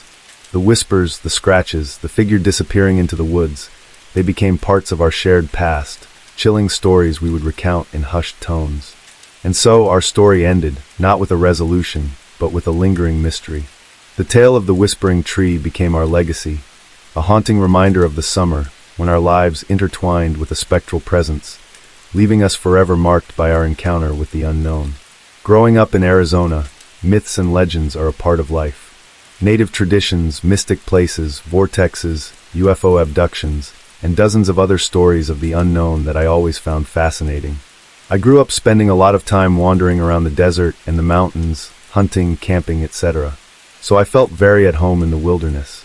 One late spring day on one of my many hiking adventures, I wandered off the trail, and after several hours came upon a small group of old mud adobe houses. A few people heard me coming and came out of the houses to investigate, and after apparently making the collective decision that I was not a threat, one of the elders dressed in old-style traditional native clothing and a headdress came over to greet me. The man spoke slowly and told me that I had wandered onto a Navajo reservation and asked me if I was lost or if I needed help. When I told him no, I was lost, but intentionally, he chuckled and invited me in to eat with his family. The next several hours were one of the great experiences of my life. The whole thing was like being thrown back in time.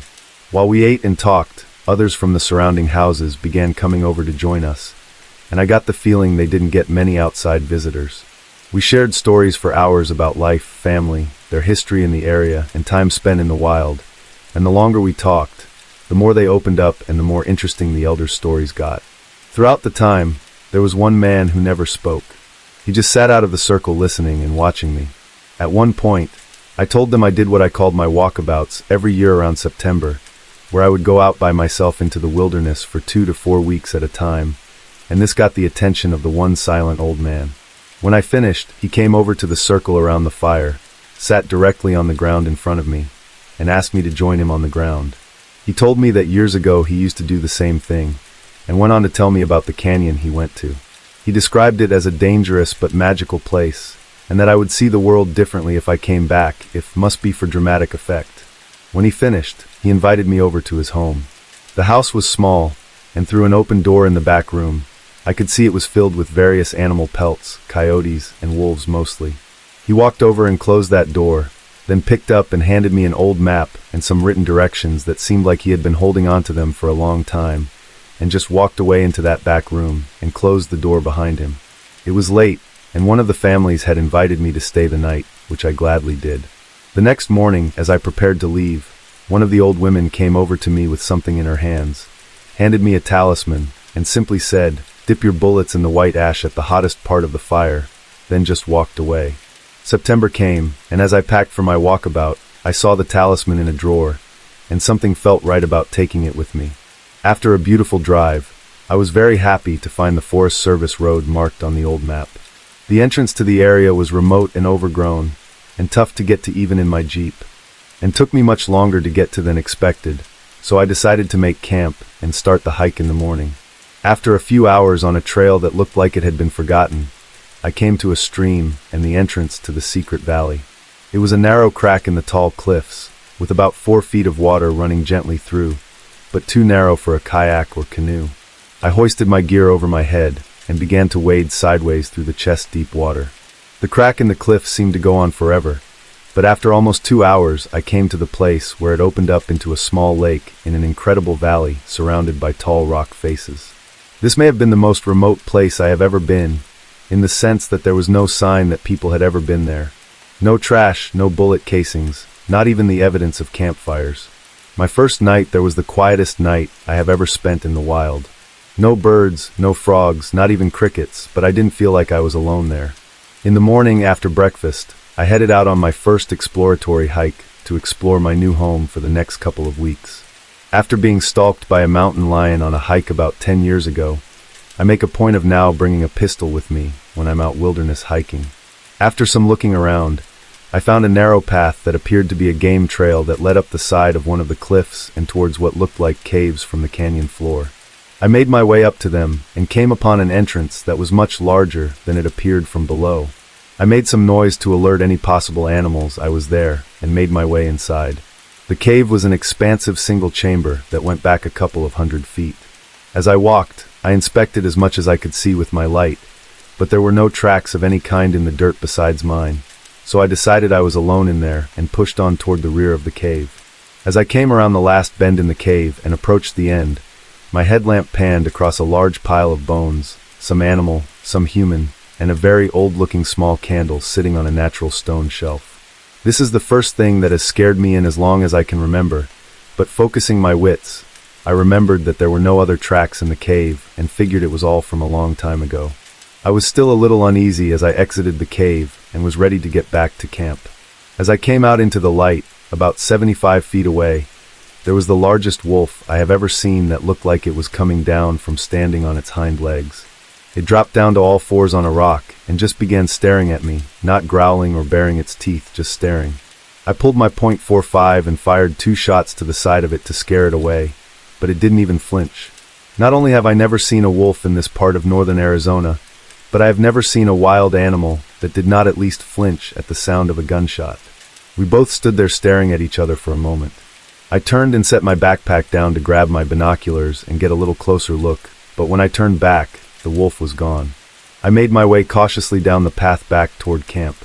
I have encountered wolves before, and usually it's not the one wolf you can see that should worry you, it's the ones you can't see, so I was extra cautious for the return trip. Back at camp, I made sure my gun was fully loaded and got my recurve bow strung, just in case the wolves came back. I have seen plenty of predatory animals on my adventures, It's a part of being in the wilderness, so I wasn't too worried, just prepared myself the best I could, and went over to the lake to go fishing. Within about 20 minutes, I caught 2 of the biggest brown trout I've ever caught, so I decided to stop fishing for the day and take a swim. Back at camp, I made a fire, cleaned my trout, and made dinner while the sun went down. As soon as the sun went down, all of the life in the canyon seemed to go silent again. As I put out my fire and prepared for bed, I noticed there was a small flicker of light coming from the area where the cave I had explored earlier up the cliffside, which didn't make sense. It was a moonless night, and stars don't reflect that way. It couldn't have been the candle I had seen. It was too old and would not have burned so bright. I decided to keep my gun close and try to get some sleep. I would investigate the cave again the next day.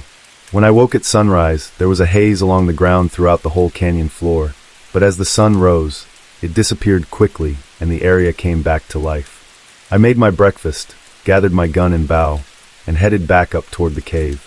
When I reached the entrance, I saw there were still no tracks besides mine around the entrance and decided to push up the hill further. Just a little further up, I came upon the entrance to another cave, much smaller than the first one. There was a small flat landing with a large, heavily twisted juniper tree that, to my absolute surprise, had many small objects hanging from thin, old-looking ropes tied to the branches. There were bones, but there were also old things definitely made by humans and looked like they were old Native American artifacts. Thinking I might have found the spot where the old man I met on the reservation had stayed when he was there decades ago, I went into the cave. This cave was much different from the first one. Just a few feet in, I noticed the walls were covered in what looked like ceremonial cave paintings. As I pushed further back, the cave got dramatically colder, much colder than it should have been, and the walls were completely covered with paintings the entire way.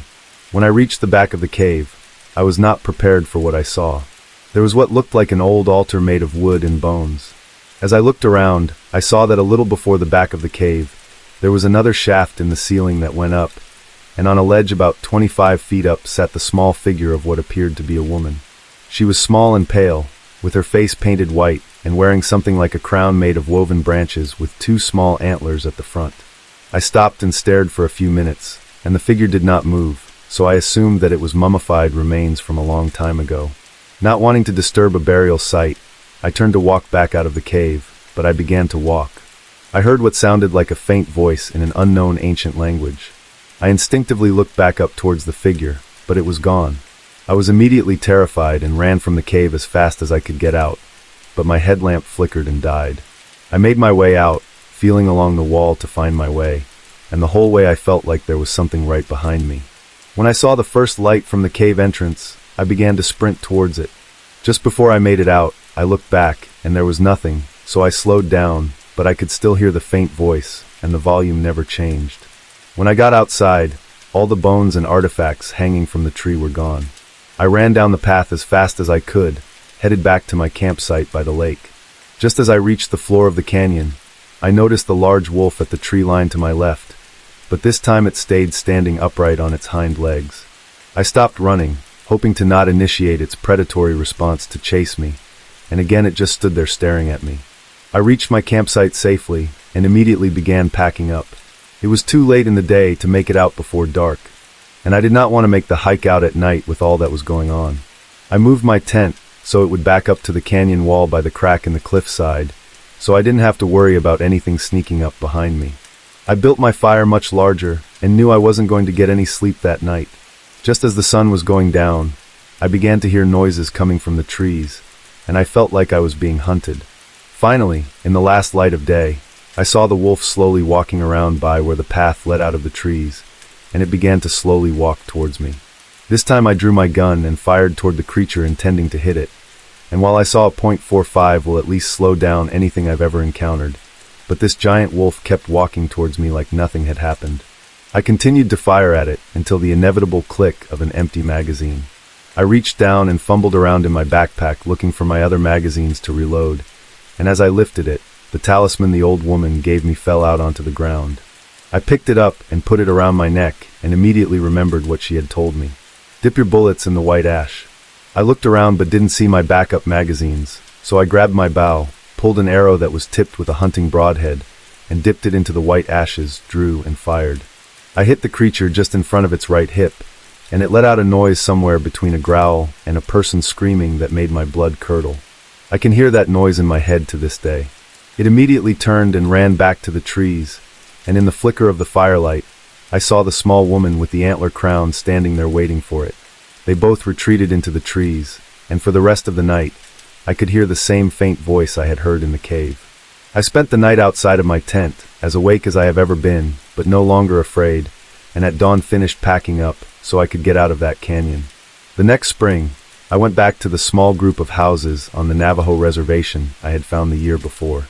I was wearing the talisman as a necklace, and the first person to greet me was the woman who had given it to me, and she ran up to give me a big hug.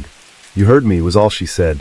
I asked the group about the man who had given me the map, as I was almost desperate to talk to him about the experience I had, so I could compare it to his own. They told me that he had disappeared shortly after I had visited them the first time, and had not been back. Strangely, when I tried to tell them what had happened to me, no one would let me tell the story, and the oldest man there who sat in the corner kept mumbling Skinwalker. We all once again sat and shared other stories of life and a meal.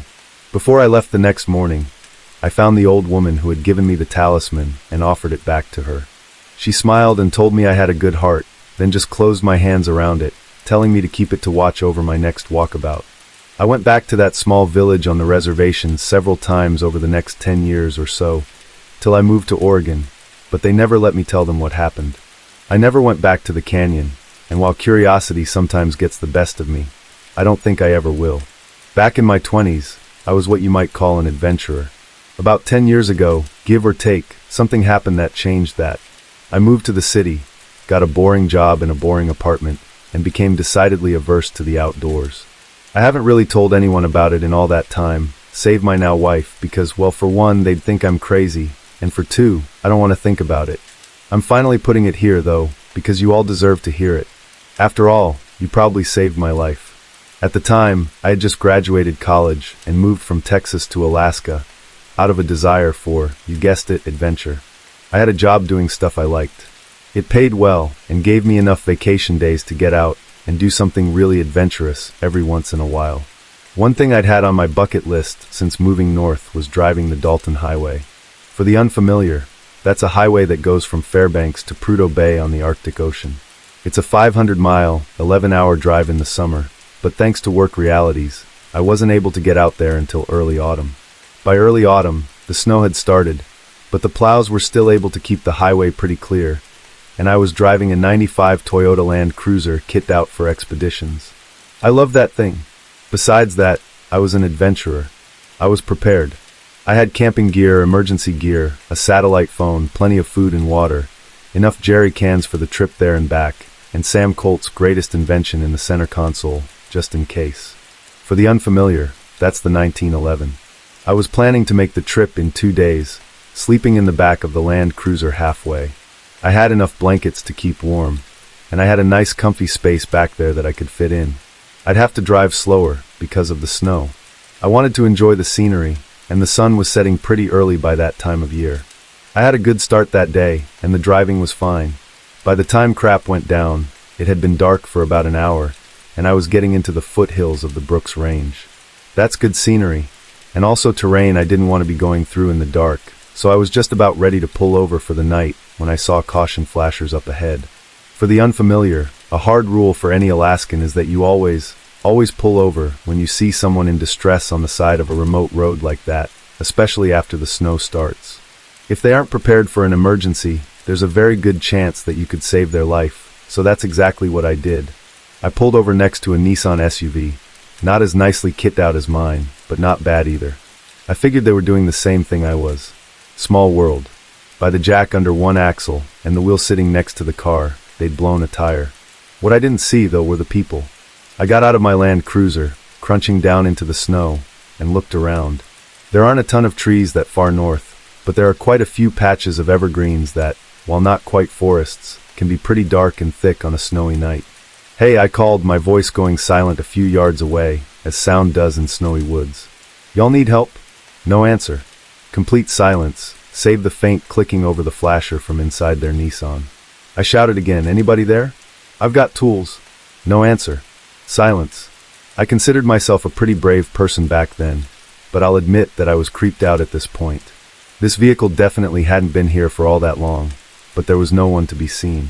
Besides that, the total quiet and the darkness of the night were unnerving. It wasn't that weird for it to be silent on a snowy night like this, that far north, but still creepy. Creepy enough that I hopped back in the car and grabbed my weapon, storing it in one of the big pockets in the front of my jacket, just in case. There were bears up there. I approached the Nissan and saw footprints in the snow. Okay, not a ghost car. One pair had been crouched down at the removed tire, and the other had been standing a couple of feet away, by the rear of the SUV. The latter pair had then, at some point, headed off toward the tree line. It stopped a few yards down, paced around a bit, then continued into the woods. The pair near the tire had then, presumably later, gotten up and ran after the first. I was no tracker, but it's not hard to tell when someone was running in the snow. Now I was really creeped out. I was tempted to hop back in the car and keep driving for a good long while, but like I said, this could easily have been life or death up there. Besides, I had my weapon. It could handle a grizzly, probably. That was the worst I'd find up here, probably. So off I went, following those two sets of footprints into the woods. It was really dark, but don't worry, I had a really nice flashlight. Surefire. The complete quiet seemed to get even quieter as soon as I passed the tree line, as sound does in snowy woods. The only thing comforting me that I hadn't gone deaf was the sound of my breath and my boots crunching in the snow. Hey, I called again, maybe 20 yards into the woods. Is everyone okay? This time I got a response. It was a woman's voice, and it sounded afraid. Over here, it called. Help! I got a spring in my step at that, jogging toward the sound of the voice, shining my light through the trees to try and catch a glimpse. Over here, it called again, much closer. Help! Remember when I said y'all probably saved my life? This is when that happened. I stopped. The hair on the back of my neck had stood on end, and a chill had run down my spine. Something was off about that voice. I couldn't put my finger on it, but it was just slightly wrong. I pointed my light toward where I had heard it. Are you hurt? I said, voice raised but not quite shouting anymore. Help! The voice called again, only it was even closer this time. I hadn't heard the crunch of any footsteps. Over here! My grip on my flashlight tightened, and my heart started to hammer in my chest. This was not right. I'd read a lot of no sleep back then, and had watched and listened to my fair share of spooky stories.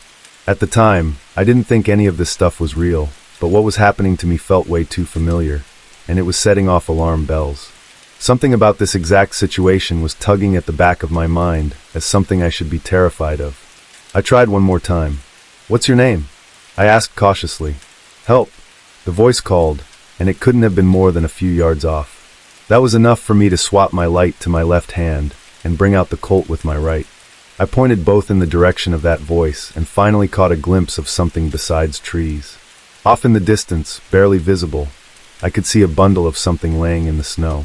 It was human-sized, and the snow all around it was stained dark. My head was in the middle of processing what it was seeing when I saw movement between me and the body. Oh no, that was a body. I pointed my flashlight and gun at the source of the movement. It was humanoid with 2 arms and 2 legs, but it was all wrong. The limbs were too long, and it was too tall. Its hair was thin and wiry. It had antlers, freaking antlers, and its face, which was also, I assure you, really wrong, was stained dark with what I can only assume was blood. I fired 2 shots and hauled out. I don't know if the bullet slowed it down. I don't even know if I hit it. I ran faster than I'd ever run before, and by the cracking branches and crunching snow behind me, it was giving chase. My heart felt like it was going to explode out of my chest, and my lungs burned from taking in the frosty air. Once or twice, I saw death flash before me as I nearly lost my footing in the snow, but I managed to stay upright. As I ran, I heard more snapping, more crunching, not just behind me now, but all around. There were more. I got really lucky that night. I was lucky to have spotted the body, lucky to have run just fast enough and not fallen on my face. Lucky none of the whatever they were I have a guess, but I'd rather not hazard it, were just a bit closer or faster. I was lucky that I had dabbled in enough spooky stories that my alarm bells had gone off, and I was lucky that the poor couple, maybe, in that Nissan had gotten stranded there and suffered the grisly fate they suffered. After all, I was planning to stop just as I saw those caution flashers. I'd have been right there, in those same woods, asleep. I don't want to think about what would have happened to me if that had been the case. I made it to my car, which I was again lucky to have left running, thinking I wouldn't go far. I leapt in, slammed and locked the door, and threw it in reverse as I saw dark, lanky shapes coming out of the trees. As I got moving, the headlights revealed what had been chasing me. I can't say exactly how many it was, at least half a dozen. All of them were similarly stretched, pale to the point of being almost white, with various forms of antlers and primitive-looking clothing. I reversed down the road as fast as I dared, without risking going off and dooming myself to certain death, for a good half-mile before I finally got the nerve to turn around. Then I flew down the highway all the way back to Fairbanks, only stopping once I found a nice, well-lit hotel in the middle of the city. The next day, I was back in Anchorage. I thought about calling the state troopers. Someone was going to find the Nissan, probably find the bodies. They'd find my casings, my tire tracks. I could end up a murder suspect. I decided against it, though. If I ratted myself out, I'd be a murder suspect anyway, and then they'd know it was me. Better to bet that no one could tie me to that scene, especially being as far from local as I was. Over the next week, I packed my stuff, bailed on my job and my lease, and moved back to Texas. I never ended up with police banging on my door, so I guess I made the right choice. I still have nightmares about those wrong, elongated things chasing me. I probably have PTSD, but it's not like I can talk to a therapist about it without ending up in a loony bin. I'm not an adventurer anymore. I never go anywhere at night, and I stay in the city as much as possible. I didn't get out of there unscathed, but I got out of there alive, which is better than can be said for the folks in the Nissan. I was lucky, vacant, voidless. Their eyes will forever be changed and stripped of the life they once deserved. They are walking lies, being inhabited by a deceiver of life itself. I'm overwhelmed and trapped by the countless thoughts that pass through my conscience on a day-to-day basis. Where have you gone, Mike and John? Where will we meet again? Cabins. The very word evokes a sense of peaceful retreats in nature, away from the chaos of everyday life. For many, it's a place where they have created fond memories, such as family vacations or simply enjoying time in the great outdoors. The crisp, fresh air, the tranquil sound of rivers flowing, the stunning beauty of nature all contributes to a sense of euphoria and contentment. Despite the idealistic setting, there can be an underlying sense of eeriness that can cast a shadow over the experience. Perhaps it is a feeling of isolation that creeps in when the sun goes down, coming to the realization that one is never truly alone. It is in these moments that one may lose their purity and mindfulness, that sense of being fully present and in the moment. The mind can wander and conjure up all sorts of unsettling thoughts and emotions. The memory of that cabin still lingers in my mind. Every time I close my eyes, I can see the darkness and emptiness that filled that place. The air was heavy, and the atmosphere was thick with unease. The creaking floorboards and the howling wind outside sounded like screams, as if the cabin itself was alive and trying to warn me to leave. Sometimes I wonder if I've left a part of myself behind in that rundown shack of hell. It's as if a piece of my soul was stripped away and left to rot there, unable to escape. The thought sends shivers down my spine, and I can't help but feel a sense of foreboding whenever I think about that cabin. Despite my ongoing unease, my purpose today is not to dwell on the past. Instead, I am here to warn you of something that inhabits our world, something that we must be aware of and prepared for. I am warning you of the masked, the hidden, and the mimic. It all began when my close friend Mike called me up and pitched the idea of an exploration camp out at some abandoned trails with our entire friend group. The place he described was supposedly located on the outskirts of town, far away from the city. Despite my reservations and lingering superstitions, I agreed to go. The idea of spending time out in nature with my boys, surrounded by nothing but the sound of the wind and the rustling of leaves, was too enticing to resist. Not to also mention the opportunity for exploration and adventure. The next day, Mike and I loaded up my truck with supplies for our hike. We were also joined by two other friends, Brandon and John. As we made our way toward the outskirts of town, Brandon shared his insight on what he came across while researching the trails. Apparently, there were several hiking trails in the area that had been abandoned and shut down due to funding issues. This didn't make much sense to us, considering the popularity of hiking in the area, but we were eager to explore nonetheless. We arrived at the trailhead and started gearing up for our hike. The trailhead had a rundown look to it, with overgrown weeds and broken signs. As we started walking down the trail, we couldn't help but notice the eerie silence that surrounded us. The trees were dense, and the only sounds we could hear were the crunching of leaves beneath our feet and the occasional bird call. As we continued on the trail, we started to come across strange objects. There were rusty cans, broken glass, and old camping gear scattered around the trail. We also noticed that some sections of the trail had been washed out by rain, making it harder to navigate. As we hiked deeper into the woods, we started to notice that the trees were becoming twisted and deformed. The trail seemed to be leading us toward a section of the woods that was darker and more foreboding than the rest. Despite our growing unease, we pressed on. We were determined to solve the mystery of the abandoned trails.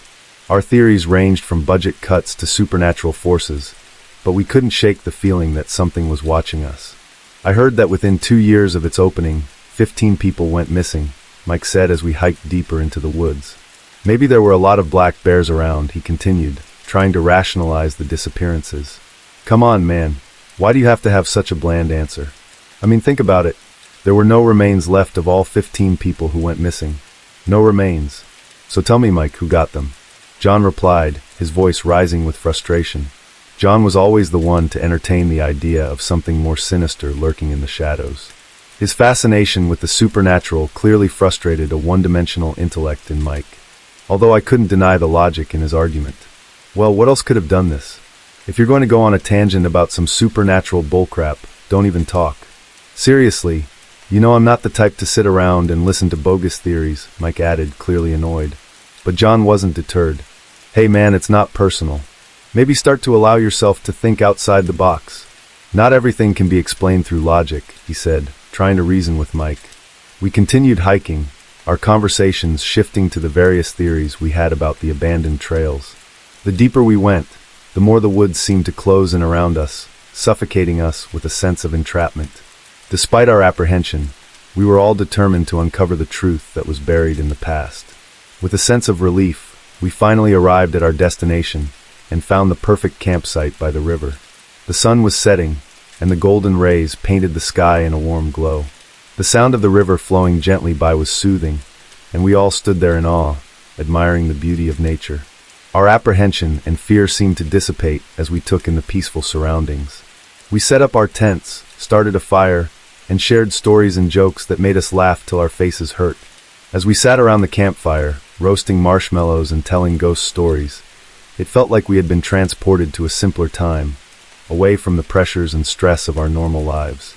We were in our element, surrounded by the raw beauty of nature, and nothing else seemed to matter. For a moment, we forgot about the abandoned trails and the unsettling feeling that had accompanied us on our hike.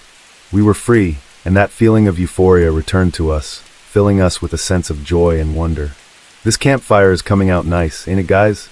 John said with a grin on his face. We all nodded in agreement, savoring the presence of each other's company. Brandon chimed in, expressing his longing for more moments like this, where he could be in nature and escape the boredom of daily life. I agree, I added. I feel alive when I'm out exploring new things. I mean, think about it, guys. We slave our lives away working and paying taxes. Don't you think we're meant for something more than that? Mike, who had been quietly observing the conversation, spoke up.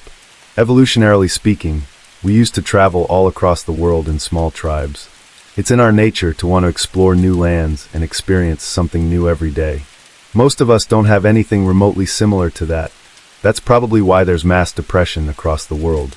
As Mike's words lingered in the air, we fell into a thoughtful silence, contemplating our own existence and the choices we had made.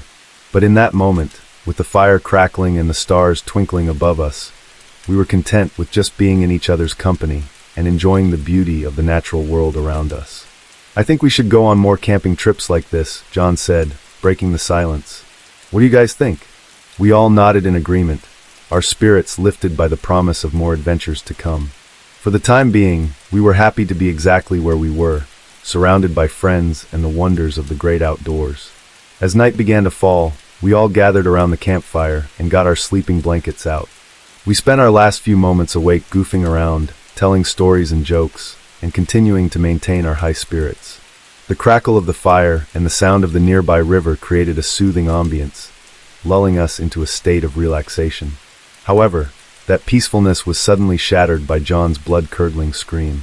We all jolted upright, our hearts pounding with fear and confusion. It took us a moment to realize what was happening, but when we did, we rushed over to John's tent to see what was going on. John was huddled in a corner, his face contorted in terror, sweat pouring down his forehead.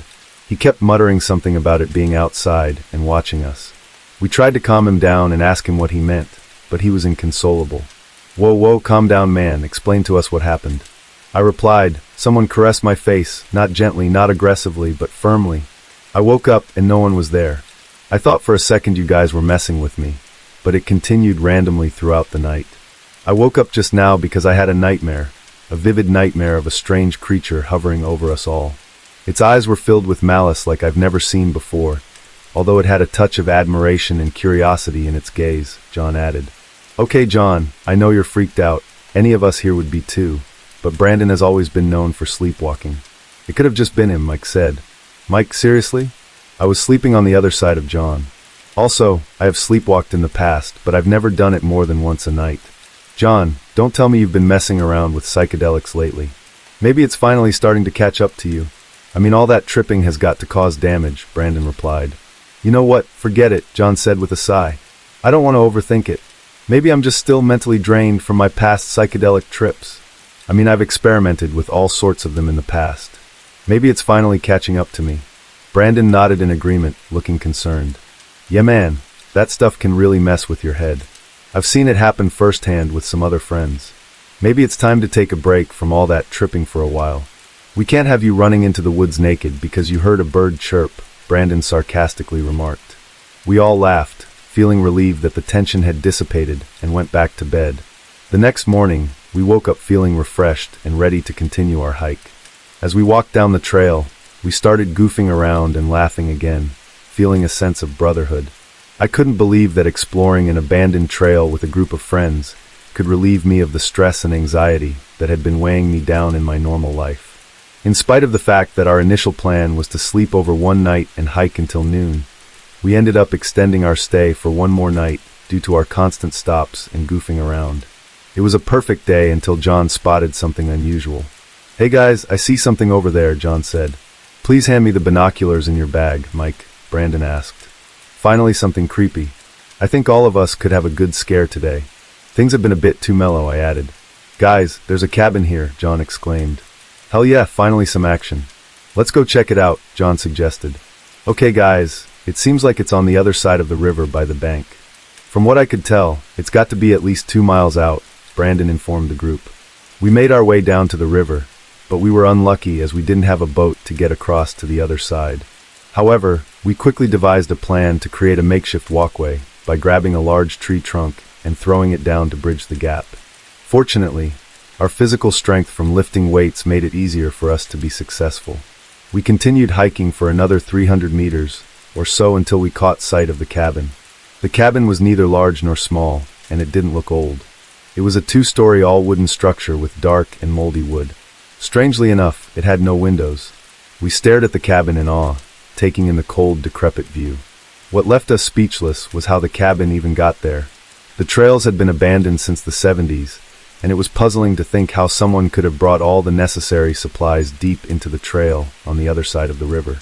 Try to imagine that scenario and visualize the puzzled state we were in. Nevertheless, our curiosity grew too strong, and we weren't going to stop at anything. We hit the jackpot. We're going to make the news once we tell everyone what we found here, John exclaimed. Shut up, jerk. We're not even supposed to be here right now, so keep your mouth shut, Mike retorted. Yeah, Mike's right. Let's make a pact that we keep this to ourselves. This just doesn't add up. A trail gets abandoned for no apparent reason, and 15 people went missing without a clue, and now there's a cabin in the middle of nowhere, Brandon said, adding to the confusion. Guys, are we making a mistake? What if the owner comes back and shoots us or worse, skins us? There's no way anyone living out here is mentally sane, I said, voicing my concerns. Look, Adrian, if you don't feel comfortable, please stay out as a lookout. I'm curious to see what's up with all this mess, Mike said, determined to explore further. As we walked towards the cabin, with every crunch my feet made against the leaves on the ground, I was filled with a void of thoughts. I was engulfed with the idea of whether I would be alive and breathing fresh air tomorrow morning, still conscious and aware of my own existence, or if this was the beginning of the end, my last few steps into my destined demise. As we walked up the steps towards the door, the moment of truth came. The smell inside the cabin was metallic, so much so that we all threw up. The repulsive smell was something alien in nature. The floor was scattered with many books and files, which we started picking up and reading. Many of the files contained information about cryptid creatures such as skinwalkers, wendigos, Bigfoot, and the Kraken, while a few contained information on lost civilizations. Despite my awe of these findings, one particular file stuck out to me, the mimic. As I read this document, I felt a chill crawl down my spine. I distinctly remember a quote from the document, Level 4.7 Danger Warning. The origins of mimics are shrouded in mystery.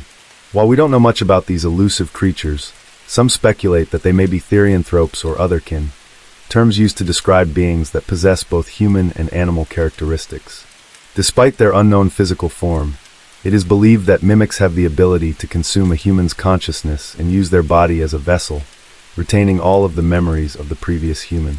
This allows them to perfectly imitate their host's personality and behavior.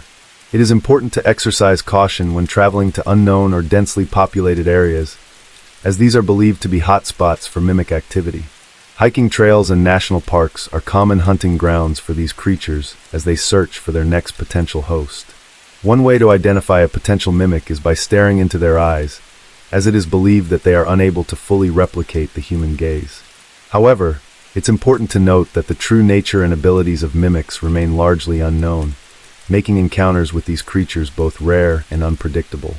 In other words, with a deep, long gaze into their eyes, you will be able to see the vacantness in their eyes, soulless. Its purpose for wanting to partake in these actions is surrounded by a big cloud of mystery. Although it's speculated that it wishes no more than to be a human, to breathe the same air as we do, to love as we do, or more so to hate as we do, stay away. This cryptid is the most precise killer of them all because of the fact that there is no evidence to prove someone is gone when it inhabits the body of the deceased person. It could be your mother, your father, your friend. It could be anyone. There are more of them than you think, all around us, lingering in the shadows. This is all I could remember reading. It definitely wasn't word for word, but again I'm just trying to give a summary of what the mimic is. You may be questioning whether whoever lived in this cabin before was a total nut job, but trust me when I say this, these looked like authentic government documents. They couldn't have just been printed out. No freaking way. I thought all of this was just folklore, John said. Can you please shut the hell up for once? This isn't a joke until we get out of here alive. We need to go now, Brandon replied. I'm with you, man, let's bail. This is way too sketchy, I added. No, come on guys, we only live once. This place hasn't been opened up in a while. We should be safe here. How about we stay? There's a fireplace in here, and it'll be a great experience to talk about years from now, Mike insisted. I'm with you, Mike. I'm scared, but come on. There's only one experience like this in our lives, so let's live it up. I say screw it, John remarked. No, come on guys, Mike exclaimed, his voice filled with excitement. We only live once. This place hasn't been opened up in a while. We should be safe here. How about we stay? There's a fireplace in here, and it'll be a great experience to talk about years from now. I'm with you, Mike, John chimed in. I'm scared, but come on. There's only one experience like this in our lives, so let's live it up. I say screw it. Okay, I'm in as long as we do sleeping shifts to make sure we don't get skinned alive in the middle of the night, Brandon added, his voice trembling slightly. Well, I can't leave my boys alone, I said, my voice filled with a hint of hesitation. Guys, there's a basement and upstairs, John exclaimed, his voice rising with excitement. Mike and I will check upstairs and you and Brandon can check out the basement. His voice trailed off as he made his way towards the staircase, his flashlight illuminating the darkened room. Fear paralyzed me, my heart pounding in my chest as I hesitated at the top of the steep staircase. I wasn't built for these kinds of situations, but like always, my pride and ego persevered, forcing me to continue. The stairs were extremely steep, and I stumbled several times, grateful for Brandon's steady hand as he helped me down. It felt like we were descending for ages, and I estimated that we were now about 50 feet underground. As we made our way deeper into the basement, not much was visible at first, but our flashlights illuminated the way. We stopped for a moment, both feeling unsure of what to do next. That was until we heard a human whimpering. My heart raced with fear, and I looked to Brandon, who had a similar expression of concern on his face. We both took a deep breath and followed the sound until we came to a dark corner of the basement. As we approached the dark corner of the basement, our flashlights illuminating the way, we heard the sound of something moving on the ground. Suddenly, we turned our flashlights on and collapsed to the ground in fear. There, lying on the ground, was a middle-aged skinny man with terrible fear in his eyes. For a moment, we stared at the man in shock, unsure of what to do next. He didn't move or say anything, and his eyes were filled with terror. It was clear that he had been through something traumatic. I looked over at Brandon, who was just as scared as I was. We knew we had to help the man, but we didn't know how. "Who the hell are you? Don't mess with us. We have a gun," Brandon exclaimed, his voice shaking with fear. "Shush! Shush!" the unknown man said, putting his hands up in surrender. I could feel my heart pounding in my chest as I realized we were in a dangerous situation. We didn't have a gun or any weapon to protect ourselves, but at that moment, I was relieved that Brandon had said that. We had to figure out what to do next, and fast. Before we could make a move, the man spoke again, his voice trembling with fear. "I know you guys are human. I sense it. Please let me explain myself. I swear I'm not crazy," he said. I could feel my blood boiling as the unknown man spoke. The tension in the air was palpable as we all waited for him to explain himself. Finally, he continued. "Me and a group of friends decided to come out here to hike for fun, since we heard it was abandoned. Next thing you know, we hear a man calling out for help. We rushed over to see where it was coming from. We ended up here at this cabin. We cautiously walked in. There laid a man on the floor bleeding, crying out to us for help. As he spoke, I felt a sense of relief wash over me. It seemed that the unknown man was telling the truth, and that we were all just victims of a terrible situation. However, we still had to figure out how to get out of there safely. I listened intently to the man's story, my mind racing with questions and theories. When he mentioned the documents, I couldn't help but interrupt him. "I don't mean to interrupt you, and I know this might sound crazy, but does this have anything to do with the documents we found here?" I asked, hoping to get some clarity. The man's eyes widened in surprise, and I could see the fear etched into his face. "The mimic," he said, his voice barely above a whisper. "If you read anything about it, then you'll know what I'm talking about. I lost my 2 friends to those creatures, those wretched demons." I couldn't believe what I was hearing. The documents we found mentioned something about a mimic, but I had assumed it was just a legend or a myth. Now, it seemed that there was more to it than we had thought. As the man continued his story, Brandon interrupted him with anger and suspicion in his voice. "Your story sounds like bullcrap to me. What are you plotting?" he shouted. I tried to calm Brandon down, sensing that there might be some truth to the man's story. Brandon let him finish. "We'll judge his story later," I said. The man continued, his voice trembling with fear. "Look, I know you don't trust me, but please keep me hidden here and leave before they get y'all too. It's too late for me. It's just a matter of time." As he spoke, I could feel my own fear rising. We were in serious danger, and we had to find a way out of there before it was too late. "Look, man, it's all right. Just calm down and please continue your story," I said, trying to reassure the man. The next day, I returned to the cabin to investigate what had happened to my friends. As I approached the cabin, I felt a sense of unease and apprehension, almost as if the very air around the cabin was charged with an otherworldly energy. When I entered the cabin, I was immediately struck by how eerily quiet it was. There were no signs of a struggle or any disturbance, but the silence was suffocating. As I called out for my friends, they suddenly appeared as if out of thin air. They greeted me casually and spoke as if nothing had happened. They told him that he must be suffering from schizophrenia, and that the man they had heard yelling never existed. I couldn't believe what he was hearing. I knew I had seen and heard things that were real, but now I was being told that I was crazy. 2 weeks passed, and I spent my time scavenging for food and avoiding detection. I was in a constant state of fear and paranoia, never sure if the mimic was still nearby. I eventually returned to the cabin 3 days ago to try and make sense of what had happened. As I dug through the documents, I began to understand the true nature of the mimic. It was a creature that consumed the consciousness of its host, imitating their personality and memories perfectly. The mimic aimed to confuse the masses by leaving no trace of anything unusual or out of the ordinary. I struggled to comprehend the implications of what I had discovered. I was horrified by the thought that the people around me could be nothing more than hosts for these creatures. His voice trembled as he spoke, unable to fully process the weight of the knowledge he had gained. "Look, man, I'm not going to say you're lying or that you're crazy. You can leave now while my friends are upstairs. I'll explain to them later," I said. "No, don't tell your friends. You guys have to leave too. You can't trust anyone," the unknown man added. "We're not going to leave our friends behind. Good luck, man. Please stay away from us.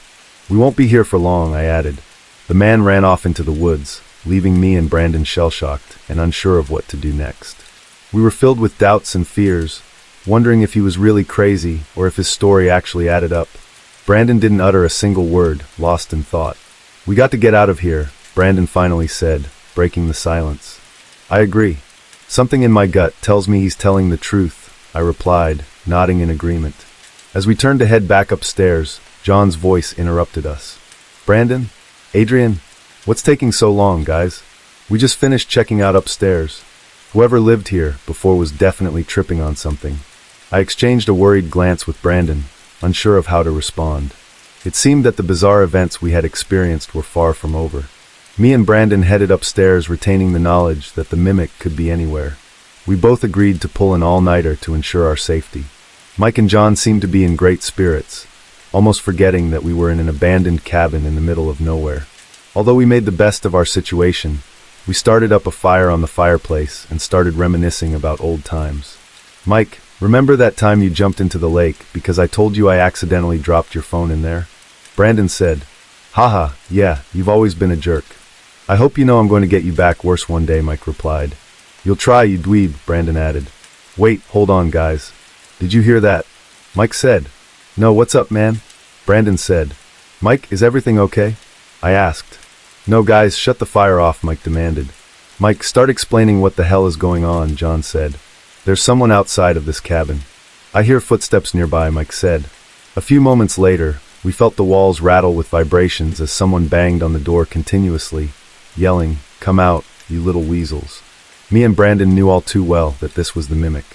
We couldn't help but look at one another in an overwhelming disturbance. The way the man yelled was truly bone-chilling.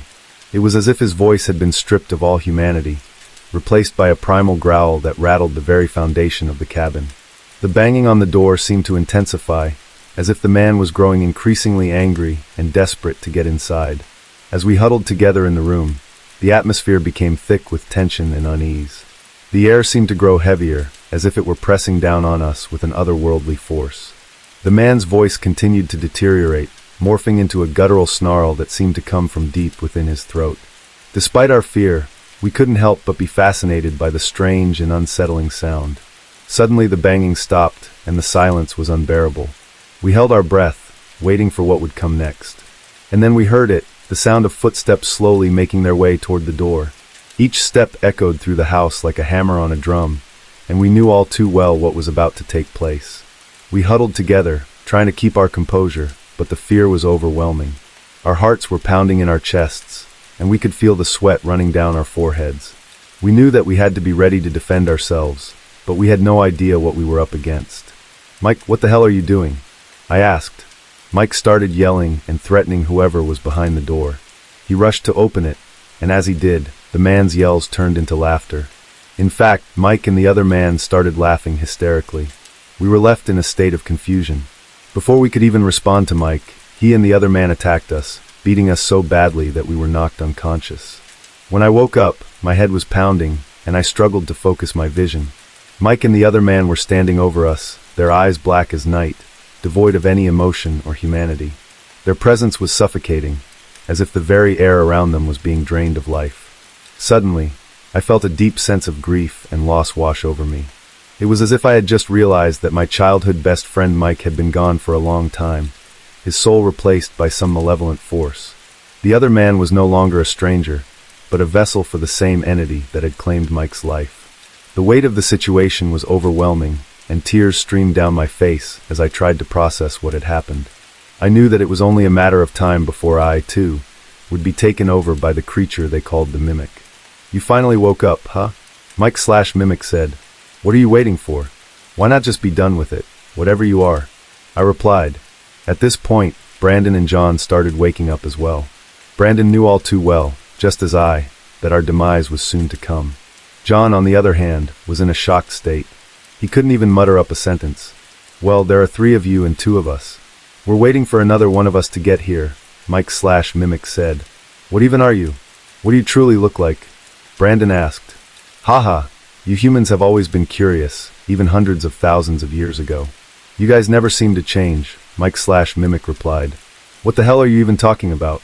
If you're about to eliminate us, at least do us the justice of telling us what our bodies are going to be used for. Why do we even deserve it?" Brandon added. "How about this? You tell us where you're from. Why do you even need us to sustain yourself? Whatever you may be, I suggested. We aren't from here. We come from another place and evolve slowly over time by consuming the consciousness, or what you humans call the mind. We begin by taking over the smallest insects, then move on to more intelligent animals, and the cycle continues. We learn as we grow and consume. We have witnessed it all, the fall of the dinosaurs and the rise of mammals. The excitement never ends. Each new life brings a new experience. Please understand that our actions are not personal. It is simply a matter of survival. Mike/Mimic explained. Do you have emotions? Why do you sound like any other ordinary human? This all has to just be a bad dream, I replied. One thing that most humans lack is the ability to delve deeper into every small detail given to them. As I mentioned earlier, we learn as we grow and consume. We possess everything a human could possibly have, as well as many other types of organisms on this planet. We are scattered across the cosmos, growing and consuming. Our only desire is to experience all that life has to offer, and to be immortal, Mike/Mimic explained. Well, if you already have Mike's body, why would you need another vessel? Brandon asked. That document you read on mimics didn't specify the context that we can't completely consume the conscience of our host immediately. It takes about 4 years. Not to also mention it can vary depending on various factors such as age, size, and lastly their health. Once we've almost completely consumed their conscience, we are in a hurry to find our next host, Mike/Mimic clarified. Wait, so Mike's alive somewhere deep down in his mind? Indeed he is, or at least just fragments of him. Our host goes into a dreamlike state, never able to wake up once we have fully implanted ourselves into them. Matter of fact, I feel his fear and confusion as we speak. He isn't aware of what's going on, but I feel his precious fear and sorrow. It overwhelms me with life, Mike/Mimic said. All of a sudden, John started screaming out in terror. He cried continuously, overcome by great sadness, confusion, and fear. Before I could join John in his delve into darkness, I was interrupted by the sound of footsteps outside the cabin. A tall, mutilated man entered through the door with dry and flaky skin, and most importantly, empty eyes. You see, our friend here, who just walked through the door, is in dire need of a new host. So tell me, which one of you is it going to be? Mike/Mimic said. One last question before it's our time to go. What does life mean to you? I inquisitively asked. Life is a rare and precious phenomenon, surpassing anything else in existence. It is driven by an unyielding will to survive, and fueled by the profound depth and richness of human emotions and experiences. Mike/Mimic replied. The 3 mimics then approached us with hungry, curious eyes. They all placed their hands on our heads, caressing us as if we were precious children, almost as if these creatures admired our entire existence as a whole. Suddenly, the human host's skin started to flare up in a plethora of bright colors. As the mimic released its hold on the human bodies, they all dropped to the ground. And then I saw it, the mimic's true form. Its body didn't resemble any earthly animal, as if the most twisted, eerie minds couldn't even conceive such a creature.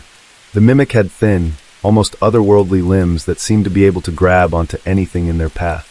Their structure was unlike that of an octopus. They were arranged in an irregular and unorthodox fashion. The mimic's face was even more unnerving, with a disconcerting and displaced structure that defied all logic. Imagine long, spindly limbs jutting out in all directions, and a face that was terrifying yet inexplicably puzzling. And the colors and textures of the creature were equally baffling, bright primary dark shades surrounding its disfigured face.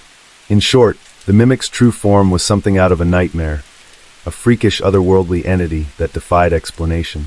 Despite its grotesque appearance, there was an unexplainable beauty to the being that filled me with both admiration and terror. But before I could even begin to comprehend the mimic's true form, hundreds of its thin, skirmish limbs gripped my body, constricting me with an otherworldly strength. As the mimic tightened its grip, I felt my consciousness begin to slip away. In that moment, I was overcome by a deluge of emotions that weren't my own. It was as if I was experiencing the memories and sensations of every creature the mimics had ever assimilated, from the tiniest insects to the mightiest sea beasts, and ultimately to the most complex and enigmatic species of them all, humans.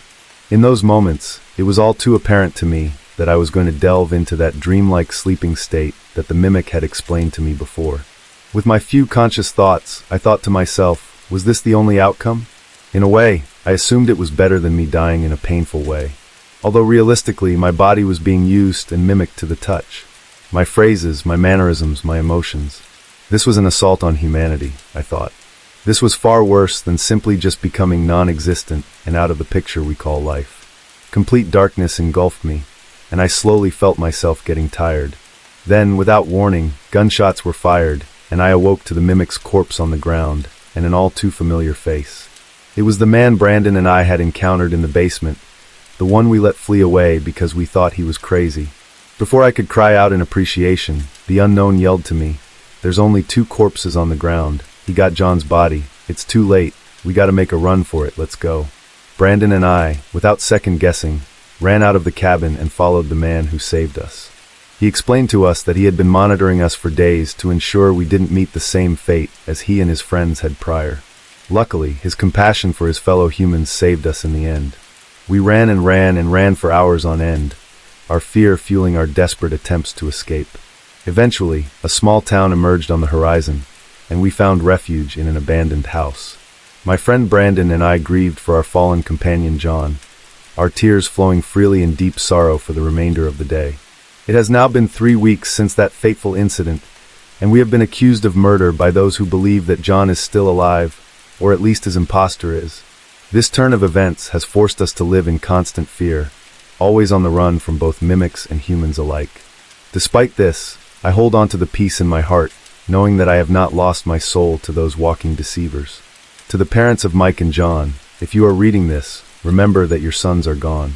Mike has been missing for far longer than you know, and the John you see before you is not your son. Who knows what that creature may do in the night when no one is around to see? Its stares are filled with deep selfishness and hunger, an envy you couldn't even begin to comprehend. To my brothers wherever you are, know that I love you always. Brandon and I have taken it upon ourselves to hunt down these parasites and protect humanity from their malevolent schemes in the shadows. This was not the life I had envisioned for myself, but it is the life I have been given, and I will not rest until my long-lost friends have been given the justice they deserve. I leave you with this final thought. Within the shadows lie secrets far more terrible than you can begin to fathom. Hold the ones you love dear close. No one is safe from the mimic.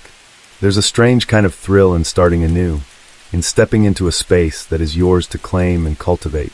This was the sensation that stirred in my chest as Mark and I pulled into the driveway of our new home. An elegant Victorian house nestled in the quiet of a small Oregon town. It was everything we'd dreamed of and more. What struck me most about it was the price, astoundingly low, almost as if someone was in a hurry to let it go. "This is it, Jess," Mark said, a wide grin on his face as he killed the engine.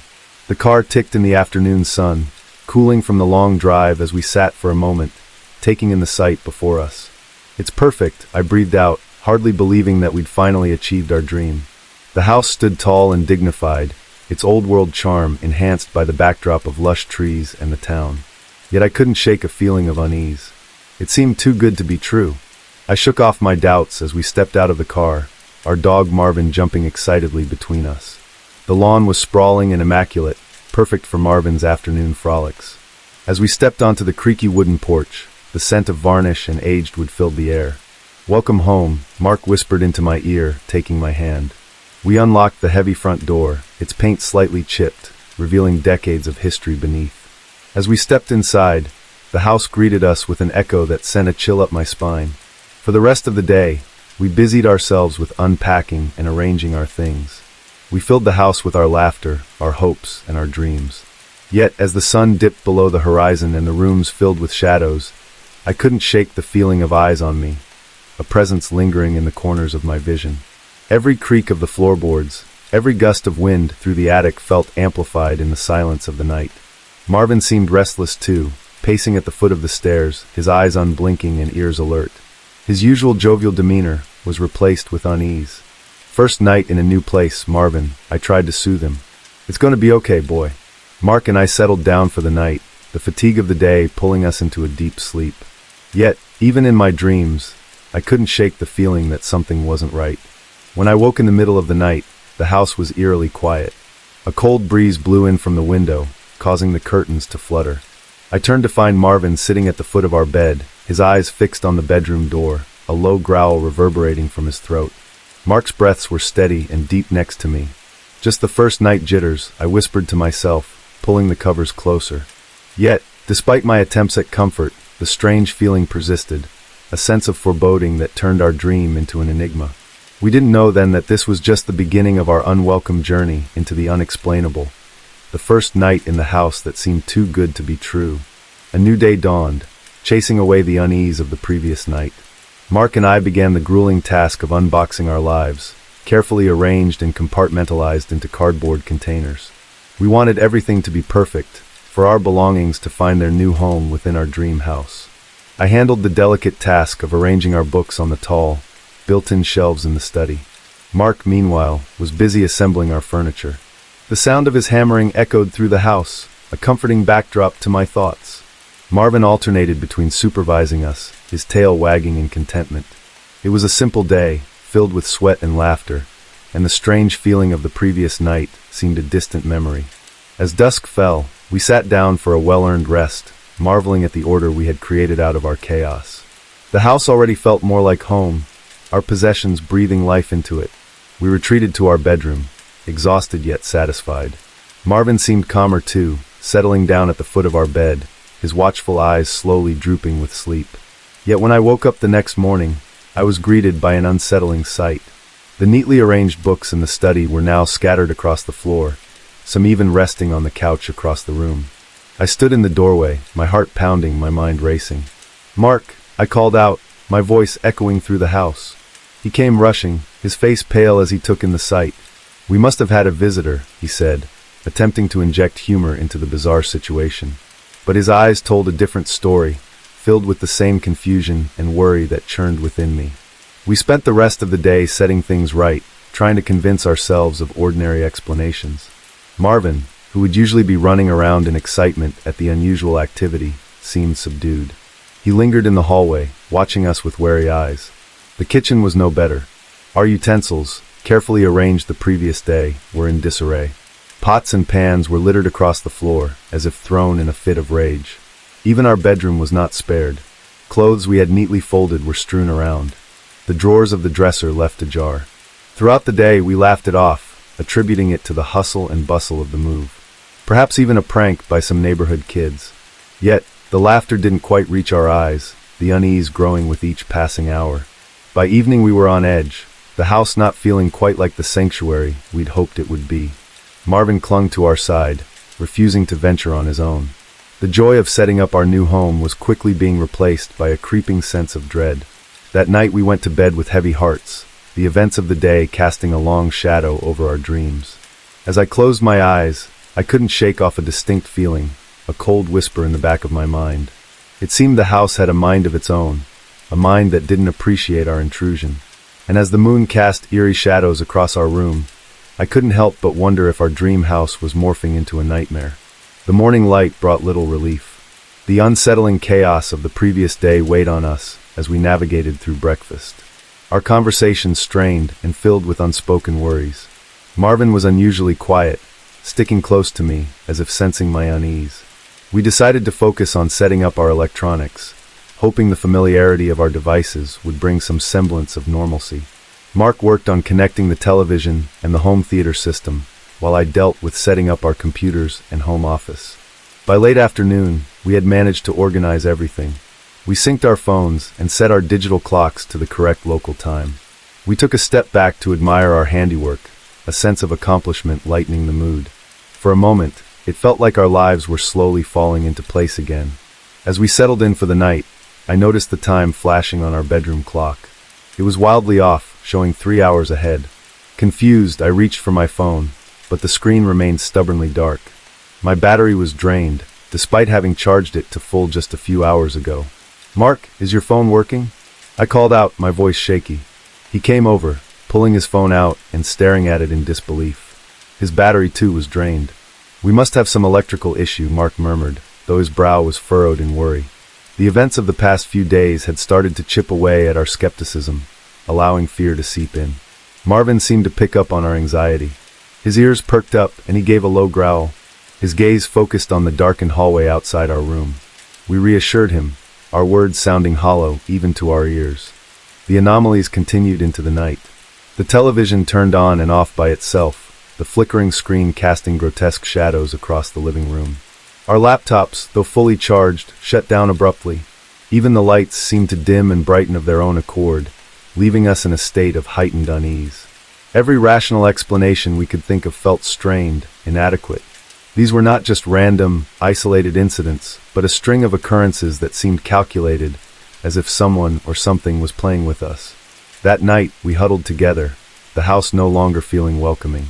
Our shared fear was a palpable entity in the room, creeping into our dreams when we finally managed to sleep.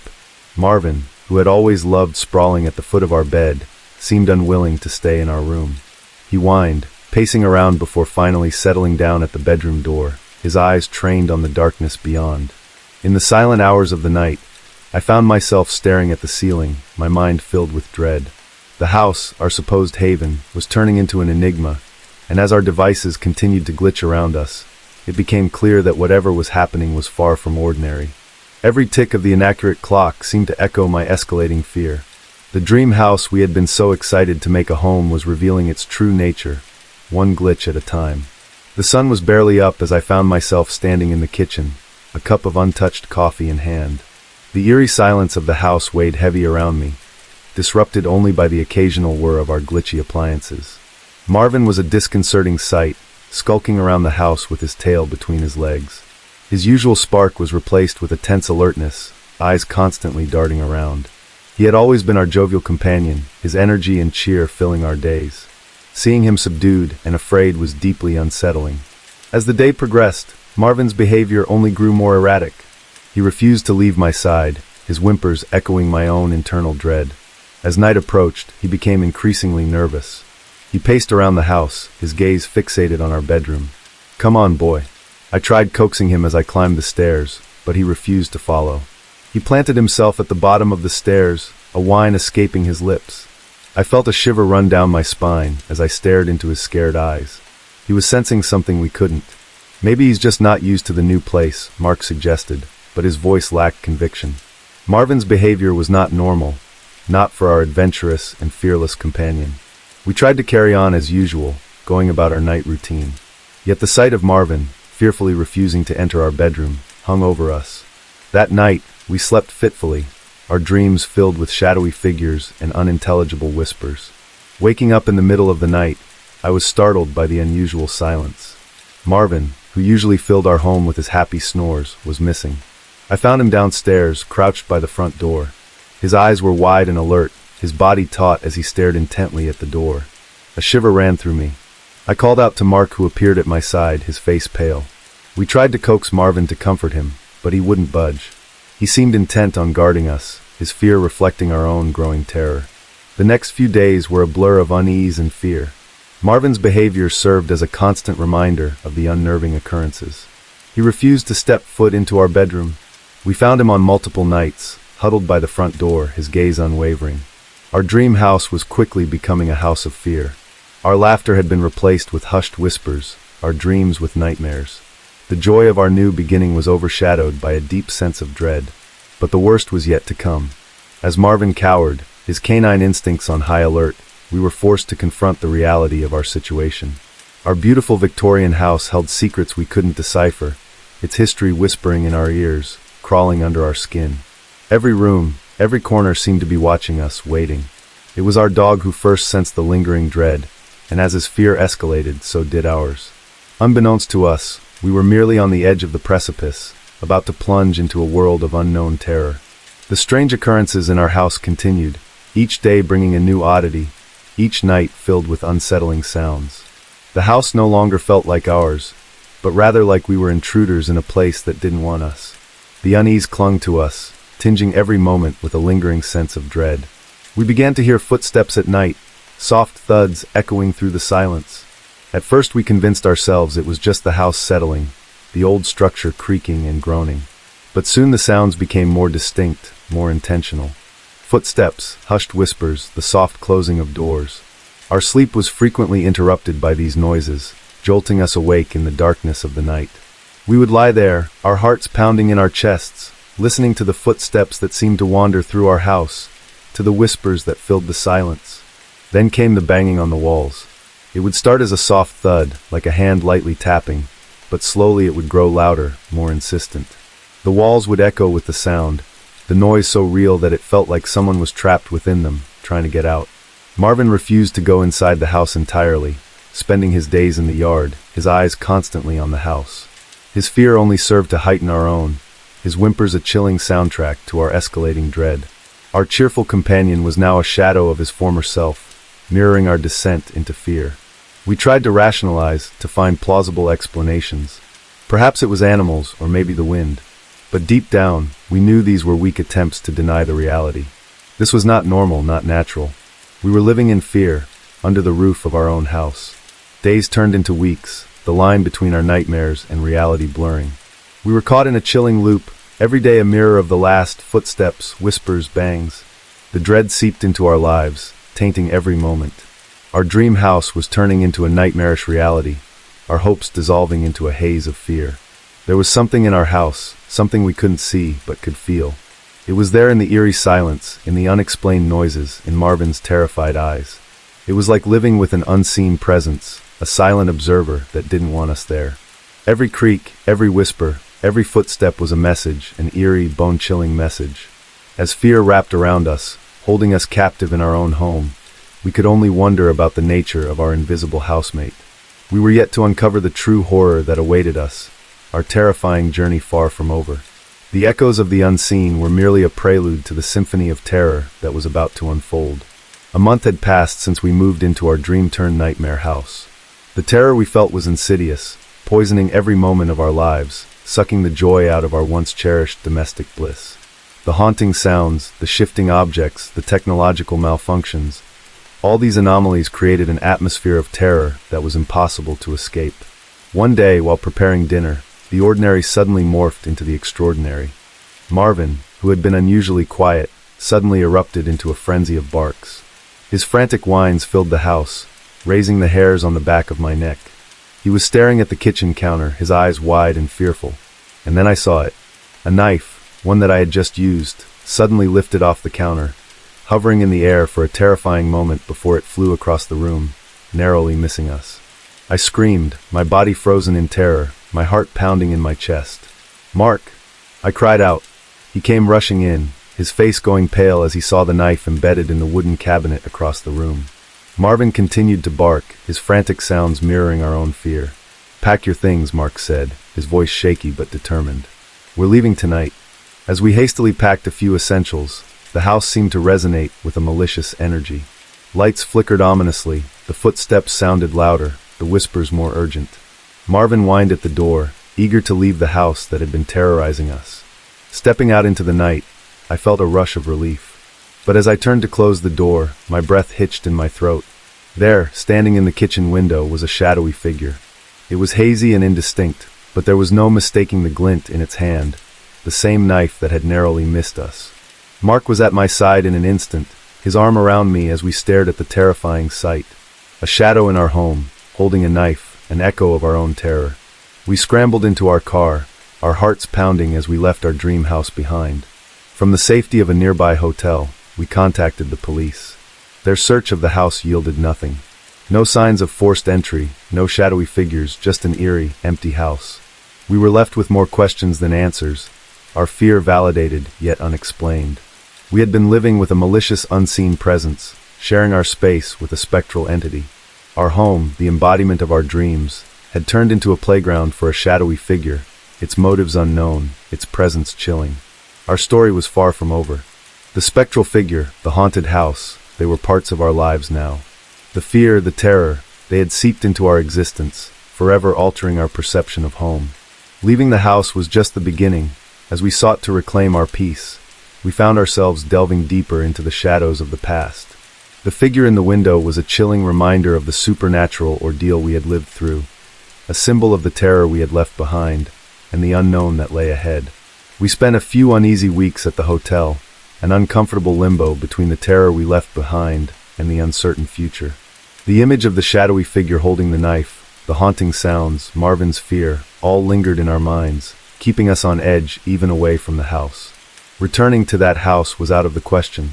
We decided to hire a moving company to retrieve our belongings. Over the phone, we gave them detailed instructions, explaining where everything was. It felt odd, like we were talking about someone else's home, not the place we'd been so excited to move into just a month ago. The movers were efficient, wrapping up their work in a single day. They brought our belongings to a storage unit we'd rented, a temporary solution while we figured out our next steps. They mentioned the eerie feeling they had in the house, the unsettling quiet, but found no signs of the malicious entity that had forced us out. A new fear crept into our lives then, uncertainty. Our life had been thrown into disarray. The home we'd invested so much into was no longer ours to enjoy. We had no idea where to go or what to do next. The comfort and security we once took for granted was replaced by a sense of being lost, of being adrift. Yet, amid this chaos, there was an undeniable sense of relief. We were out of that house, away from the inexplicable events that had turned our lives upside down. Even Marvin seemed happier, his cheerful energy returning little by little in the new environment. Eventually, we made a decision. It was time to move on. We put the house on the market, ready to take a financial hit. We just wanted to be free from the nightmare, to distance ourselves from the terror that had tainted our lives. In a twist of irony, the house was sold to a group of paranormal investigators who were intrigued by our experiences. We shared everything with them, the eerie sounds, the moving objects, the shadowy figure. We warned them of what they were getting into, their excited smiles a stark contrast to the dread that filled our hearts as we recalled our horrifying experience. It was a bittersweet moment when we handed over the keys. There was relief, but also a sense of loss, a mourning for the dreams we had woven around that house. But we knew it was a necessary step, the only way to move forward. The ordeal had taken a toll on us, but it had also brought us closer together. We leaned on each other for comfort and strength, our bond deepening in the face of adversity. The haunting had stripped us of our home, but it had given us a renewed appreciation for the intangible, our love, our courage, our determination to overcome. As we drove away from the house for the last time, a feeling of closure washed over me. It was truly the end of a chapter, a dark and terrifying one. Ahead of us lay a new journey, full of uncertainties but also hope. We were survivors, ready to face whatever came next. The house in our rearview mirror was a symbol of our past, a testament to our resilience, and a reminder of the haunting experience we'd never forget. After the sale of the house, we decided to leave the state entirely. The painful memories, the terrifying experiences, all seemed too close, too raw. We needed a fresh start, a place unmarred by the shadows of our past. So we packed our belongings into a moving van, set our sights on the horizon, and began our journey toward a new beginning. Mark and I found a cozy apartment in a bustling city, several states away from our haunted past. It was different from our previous home. The building was modern, the neighbors were close, the noise of the city constant, but it felt right, it felt safe. We slowly started unpacking, filling our new home with familiar belongings, but this time the process was different. Each box we opened, each item we placed, felt like a small victory, a testament to our resilience, a rejection of the fear that had plagued us. Marvin adjusted well to his new surroundings. He seemed more relaxed, his cheerful personality resurfacing. His renewed spirit brought a sense of normality back into our lives, a cherished reminder of the peaceful times before the haunting. Despite the relief of being in a new place, the memories of our old house were never far from our minds. The slightest creak in the night would have us bolting upright in bed, hearts pounding, a silent testament to the deep-seated trauma we carried. I found comfort in writing. I started to pen down our experiences, hoping that sharing our story might help others going through similar ordeals. It was a cathartic process, allowing me to revisit our past without the paralyzing fear. I found strength in the retelling, a sense of empowerment that helped me come to terms with our experiences. We tried to get back into the rhythm of our lives, to rebuild the normalcy that the haunting had stripped away, but we were forever changed. Our perspectives had shifted, and our priorities realigned. We were more appreciative of each other, more aware of our own strength, and more resilient in the face of adversity. Yet even as we started anew, there was an unease that clung to us, a ghost of our past ordeal. We often found ourselves looking over our shoulders, listening for sounds in the silence, anticipating the inexplicable. It was a harsh reminder of our haunted past, a constant undercurrent in our new lives. As we started to settle into our new home, the terror of our past started to feel like a distant nightmare. Life was gradually returning to normal, but beneath the surface, There was a quiet acceptance that things would never be the same again. The haunting had forever marked us, leaving an indelible imprint on our lives. We had moved away from the haunted house, away from the state, and yet the specter of our experiences followed us. It was no longer a threatening presence, but rather a shadow of our past that pushed us towards a stronger future. We were starting over, embarking on a new journey. Our story, a mix of dread and resilience, was a testament to our survival, a narrative of a haunting that propelled us towards a new beginning. Months passed, bringing a comforting routine back into our lives. Work, home, weekends, a semblance of normality we'd long yearned for. We began to embrace our new city, exploring local haunts, meeting new people, and allowing ourselves to enjoy the simple pleasures of life once again. But the past was never entirely forgotten. We received occasional updates from the paranormal investigators who had bought our house.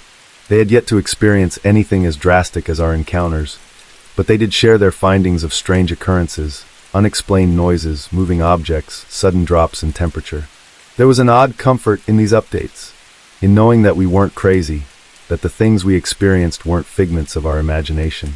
Yet with each new piece of information, the past returned, the memories flooding back, the trauma fresh once again. Our past experiences began to bleed into our present life, often in unexpected ways. Every odd noise, every flickering light, every glitch on our devices brought back flashes of our haunting. We found ourselves constantly on edge, the echoes of our past refusing to let us forget. The fear had lessened over time, replaced by an acceptance that the past would always be a part of us. We found comfort in each other, in sharing our fears, in confronting our nightmares together. We leaned on each other, our shared experience creating a bond that was stronger than any ghost or unseen presence. I continued to write, using my words to weave a tapestry of our experiences. My writing evolved from a personal coping mechanism to a shared narrative, resonating with others who had faced similar trials. I began to receive messages from strangers who had been touched by our story, their words of comfort and understanding providing a salve for our lingering wounds. Life went on. We began to reclaim our sense of safety, our sense of home. The trauma from the haunted house had changed us, but it didn't define us. We were more than the couple who had lived in a haunted house. We were survivors, resilient in the face of adversity, united in our journey. Our conversations slowly drifted away from the haunting, focusing more on our present life, our future. We planned trips, discussed our dreams, celebrated small victories. The haunted house became a chapter in our life story, a part of our past that had shaped us, but did not define our future. Despite the trials, despite the fear, we found a way to move forward. We learned to live with the ghosts of our past, to accept them as part of our journey. Our lives, once overshadowed by fear, now shone with resilience and love. We had been tested, pushed to our limits, and had come out stronger on the other side. The haunted house, the shadowy figure, the chilling occurrences, they were now just memories, remnants of a time when fear had dictated our lives. We had learned to live with the ghosts of our past, finding strength in our shared experiences, building a life that was no longer dictated by fear, but by hope, love, and resilience. As we settled into our new life, the echoes of our haunted past began to fade. Life in our new city was bustling and vibrant, a stark contrast to the eerie quiet of our previous home. Each day brought new experiences, new faces, new joys, gradually filling the spaces in our lives that had once been consumed by fear. Yet, we never forgot. The haunting was a part of us, a bitter memory that had shaped us in ways we never anticipated. We found ourselves growing stronger, more resilient. We learned to appreciate the little things, to cherish the peace of an undisturbed night, the joy of a simple, uneventful day. We started seeing a therapist to help us deal with the lingering trauma. It was a hard step to take, admitting that we needed help, that we were still struggling, but it was a necessary one. The therapy sessions were tough, bringing back memories we'd rather forget. But with each session we felt lighter, the heavy burden of our past experiences lessening bit by bit. Even Marvin seemed to be healing in his own way.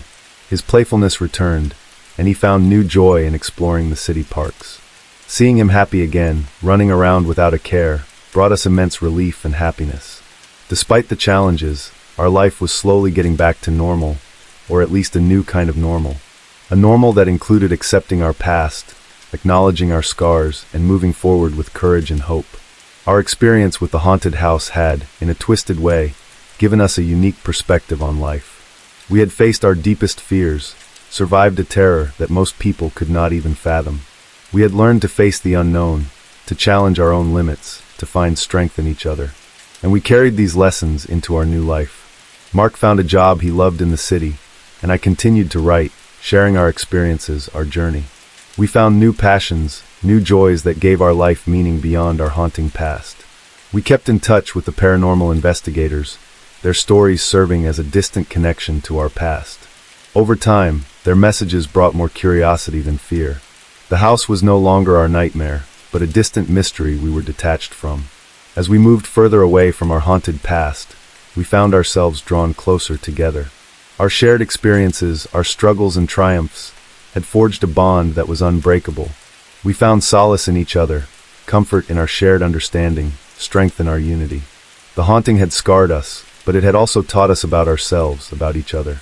It showed us our strengths, our ability to endure, to overcome. As we looked towards the future, we were no longer afraid.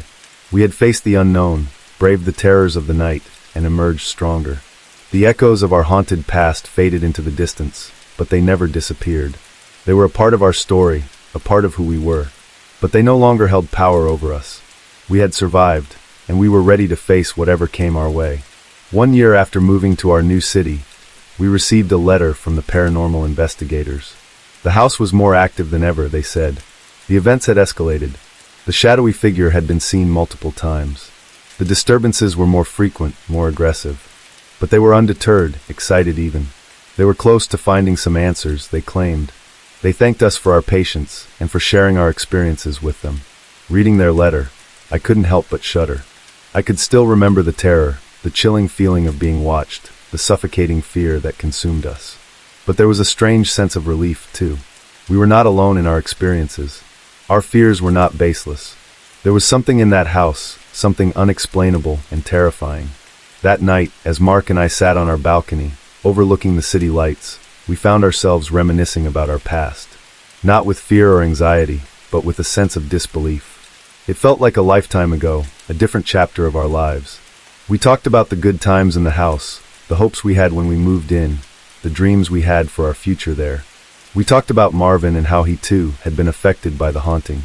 We talked about our fear, our desperation, and our eventual decision to leave. It was a cathartic discussion, a way to acknowledge our past without letting it consume us. The haunted house had become a part of our history, a terrifying memory that had shaped our present. But it was no longer a part of our daily lives, no longer a source of constant fear. We had moved on. We had started anew. As the evening turned into night, we sat there, hand in hand, our hearts beating in rhythm. We looked at each other, our eyes reflecting our shared journey, our shared resilience. We had faced our nightmares together, and we had survived. The haunted house was now just a memory, a distant echo in the landscape of our lives. We were no longer its victims, no longer trapped in its grasp. We were survivors, living proof that even the most terrifying experiences could be overcome. As we gazed out at the city, the lights shimmering like a sea of stars, we knew that we had made the right decision. The haunted house was no longer our home, no longer our nightmare. We were free, unburdened by the past, looking towards a future filled with hope and possibility. The letter from the paranormal investigators had stirred up old memories, but it had also reaffirmed our strength, our courage. We had faced the unknown. We had survived the terror, and we had emerged stronger. We were ready to face whatever came our way together. As we retreated into our peaceful home, I felt a deep sense of gratitude. We had survived, and we had each other. We had a home that was safe, a life that was our own. We had moved on from our haunted past, and we were ready to embrace whatever the future held for us. Years later, our lives were so different from the nightmarish time in that haunted house that it almost felt like someone else's story. We were living in a different state, immersed in a city full of life and energy. We had new jobs, new friends, and had built a peaceful life together. The haunting, though still a part of our past, was no longer a specter looming over us. We had moved on, but we had not forgotten. It had become a part of our narrative, a chilling chapter in our shared history. Our haunted house was now the subject of a popular ghost hunting show, its terrifying history a source of fascination for viewers. We watched an episode once, curious and a little unnerved. It was surreal, watching others navigate the house we once called home, their fear echoing our own past terror. Mark and I would sometimes find ourselves discussing those strange and terrifying days, not with dread, but with a sense of distance and disbelief. We would remind each other of the strength we discovered, the resilience we developed, and the bond that was forged in those haunted rooms. Marvin, our ever-faithful companion, was getting older, but still loved his walks in the park. His fear had faded over time, replaced with the carefree joy of a dog living his best life. His happiness was a symbol of our triumph over the horrors of the past. We had moved on from our haunted past, creating a life far removed from the fear and uncertainty that had once consumed us. We had survived, and we were stronger for it. One day, while packing up our apartment to move into our new house, we found an old photo of us in front of the haunted house. We were young, full of hope and dreams. It was taken on the day we moved in, oblivious to the horrors that awaited us. We looked at it for a while, silent, lost in memories. Then Mark put his arm around me, pulling me close. We looked at the picture again, not with fear or regret, but with a sense of resolution. "That was us then," he said, his voice soft but firm. "We're different now." And he was right. We were different. We had faced the unimaginable, had walked through the shadows of fear, and had come out the other side. We were survivors, stronger and more resilient than we ever thought possible. We put the photo in a box, a reminder of our past, a symbol of our journey. But it was just that, a memory, a moment in time that had shaped us but no longer defined us. As we closed the door on our apartment for the last time, looking ahead to our new house, our new beginning, I felt a sense of peace. We had survived the haunted house, and we had built a new life together. We were no longer the scared couple who had fled from a haunted house in the dead of night. We were survivors, stronger than our fears, ready to face whatever life had in store for us. The haunted house was a part of our past, a chapter in our story. But it was just that, a part of our past. Our story was far from over, and we were ready to write the next chapter together. I've always been a peculiar breed, a unique sort of individual with an insatiable curiosity for the mysterious and unexplained. I am James, a devoted collector of the uncanny, the chilling, the peculiar. Every item in my collection tells a story, an eerie narrative that threads the line between reality and the supernatural. The morbid attraction began when I was a mere child, an unusual penchant for a boy of my age. But it clung to me, growing with me into adulthood. At the heart of my suburban home lies a dedicated room, housing a myriad of peculiar objects. An old withered doll from an abandoned attic in Maine. A mirror said to be possessed from a dilapidated house in New Orleans. A strange amulet I found in the rural backwoods of Virginia. Each item a testament to my relentless pursuit of the eerie and unknown. But there was something missing. Something big, bold, and terrifying. Something that would be the piecing crescendo to my collection. A trip to Texas, the grand repository of all things haunted and scary, was the next step. Texas, with its vast expanses, desolate barns, and unsettling legends, had always intrigued me. And so, with my thirst for the paranormal guiding me, I set out on a journey that, unbeknownst to me, would alter my life forever. The day of departure arrived faster than anticipated. I was overtaken by an overwhelming mix of excitement and apprehension as I left my cozy home and my tabby cat, Luna, behind. I packed lightly, a few clothes, essential toiletries, and a camera to capture any spooky discoveries. As I embarked on the road trip, the cool wind in my hair and the open highway stretched out in front of me. I felt the thrill of adventure and the allure of the unknown. I had always enjoyed road trips, the sense of freedom they bestowed, the endless possibilities that the open road hinted at. But this trip had a different taste to it. There was an added intensity, a distinct layer of anticipation that cloaked the journey. I wanted to uncover stories buried within time, narratives whispered in the wind and the trees, secrets locked away in old, dilapidated barns and dusty, forgotten items in obscure shops. As my old Chevy hummed along the Texan highways, I lost myself in the thoughts of what I would find, the stories I would uncover, and the eerie objects I would add to my collection. Little did I know then how much my world was about to tilt on its axis, how drastically my collection was about to evolve. The first leg of the trip was uneventful. A calm before a storm I wasn't even aware was brewing. With the soft glow of the setting sun on the horizon, I ventured deeper into Texas, into the heart of the unknown, driven by my obsession.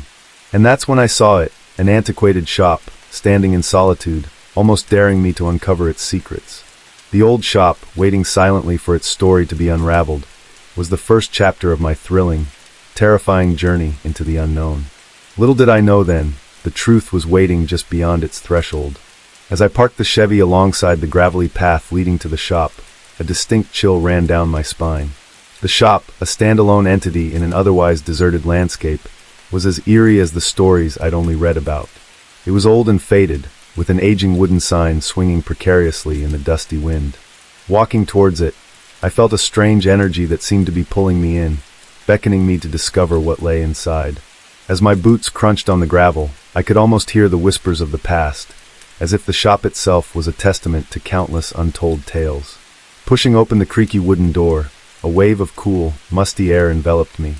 The shop was dimly lit, casting long shadows that danced eerily against the walls. An odd assortment of items, each seemingly steeped in a haunting past, was scattered throughout.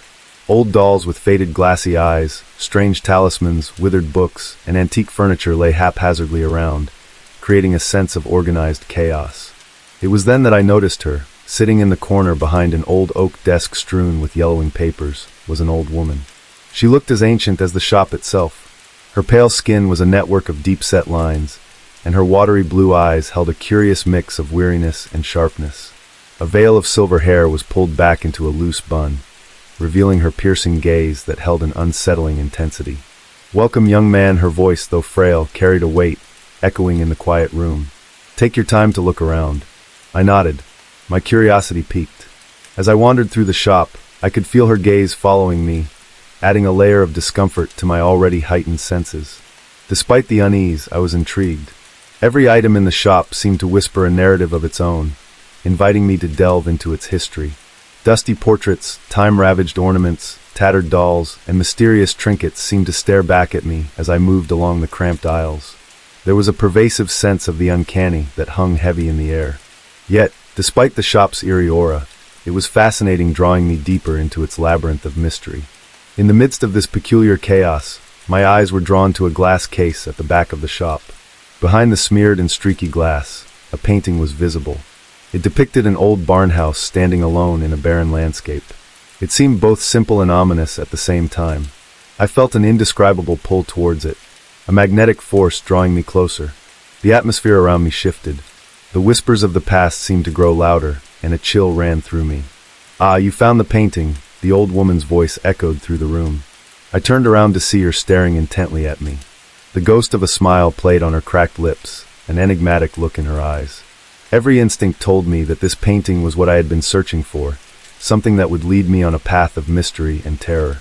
Unaware of the uncharted journey I was about to embark upon, I walked towards the old woman, ready to learn about the painting's unsettling past. The painting was beautiful, yet haunting. It showed an old barn house in a desolate field, a lonely structure standing against the backdrop of a dark, looming sky. The artist had brilliantly captured the essence of isolation and melancholy that seemed to radiate from the canvas. I felt a shiver of anticipation run down my spine as I stepped closer. "Interesting piece, isn't it?" the old woman croaked, her voice breaking the eerie silence of the shop. "I'd say so," I replied, unable to peel my gaze away from the canvas. "There's something unsettling about it." A slow, mirthless chuckle escaped her, filling the quiet room. "That's because it carries with it a tale," she said, leaning back in her rickety chair, her gaze never wavering from my face. With bated breath, I asked her to share the story. The room seemed to darken, the whispers quietened, and I could hear my own heart pounding in my ears as she began to weave the narrative of the barnhouse painting. "It belonged to a couple," she began, her voice wavering but resolute. "In the 1920s, they lived, a simple pair, living a quiet life in the heartland of Texas. Their happiness reflected in their abode, their safe haven, that barnhouse you see in the painting." She paused, her rheumy eyes reflecting a far-off melancholy, as if she were lost in the recesses of time. "One tragic night, their world turned to ashes," she continued, her voice barely above a whisper. "A fire erupted, out of nowhere, and engulfed their haven. The barnhouse was mostly destroyed, their lives lost within. They were never found, and their disappearance birthed stories, eerie narratives of the couple and the cursed barnhouse." The tale sent chills running down my spine. I stared at the painting, the barnhouse now seeming more haunting, shadowed by its chilling past. "The strange part is," she continued, her eyes twinkling with a hint of macabre delight, "that the painting was found unscathed, in one of the few rooms the fire hadn't touched, like it was protected, guarded." My heart pounded in my chest. The story was exactly the type of narrative that would perfectly accompany an addition to my collection. The painting was not just a canvas of colors, it was steeped in a history that was both fascinating and terrifying. "And how did you come across it?" I asked, my voice barely a whisper, not wanting to break the heavy silence that had fallen in the room. "A traveling art salesman sold it to me in 1985, she said, shrugging her frail shoulders. "Been in my shop since. Nobody's shown any interest till you." I couldn't help the exhilaration that bubbled inside me. I was on the precipice of acquiring an item that was not only visually appealing, but also carried an eerie tale of a time long past. I could hardly contain my excitement, oblivious to the chain of events this painting was about to unleash in my life. The old woman's story about the painting hung in the air, enveloping the shop in a cloak of mystery and intrigue. As I continued to stare at the painting, my reflection caught in the glass casing. I felt a connection with the haunted barn house and the couple who had once called it home. The melancholic atmosphere, the tragic history, and the enigma surrounding the untouched painting had kindled an irresistible pull. "How much is the painting?" I asked, my voice barely above a whisper, a strange sense of reverence coloring my tone. She turned her ancient eyes back to me, and after what seemed like an eternity, she said, "Well, young man, I reckon it's 150. But seeing your interest, I'd let you have it for 100.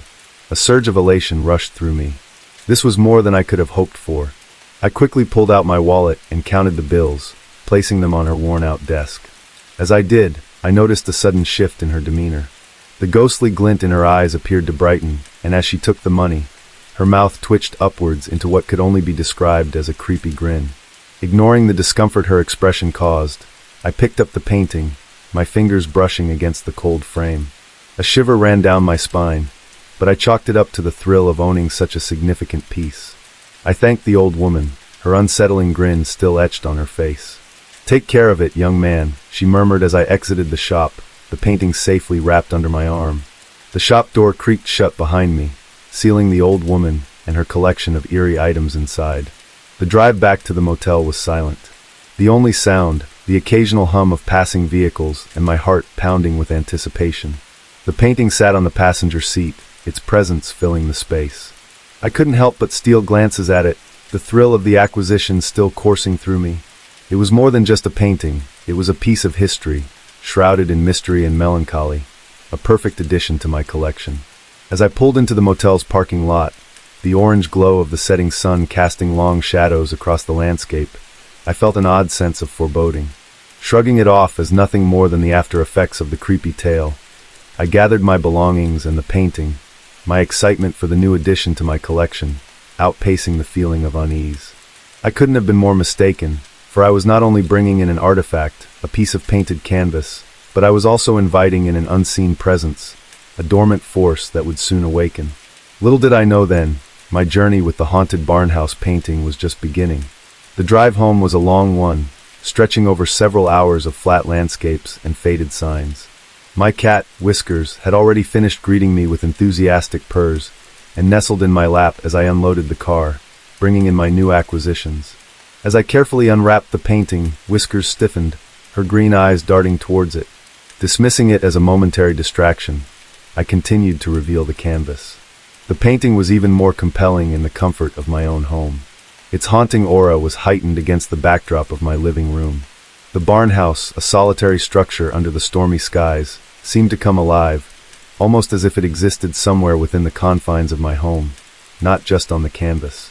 It took a few minutes to find the perfect spot for it, the wall facing my aged leather couch. As I hung it up, a gust of cold air swept through the room. Strange, considering it was midsummer in Texas. Intrigued, yet somewhat unnerved, I spent the rest of the day cleaning and arranging the other items from the shop. An antique pocket watch, a worn-out journal, and a couple of other peculiar items found their places within my growing collection. Whiskers watched from the corner, her gaze occasionally darting back to the painting. Over the next few days, I noticed oddities around the house.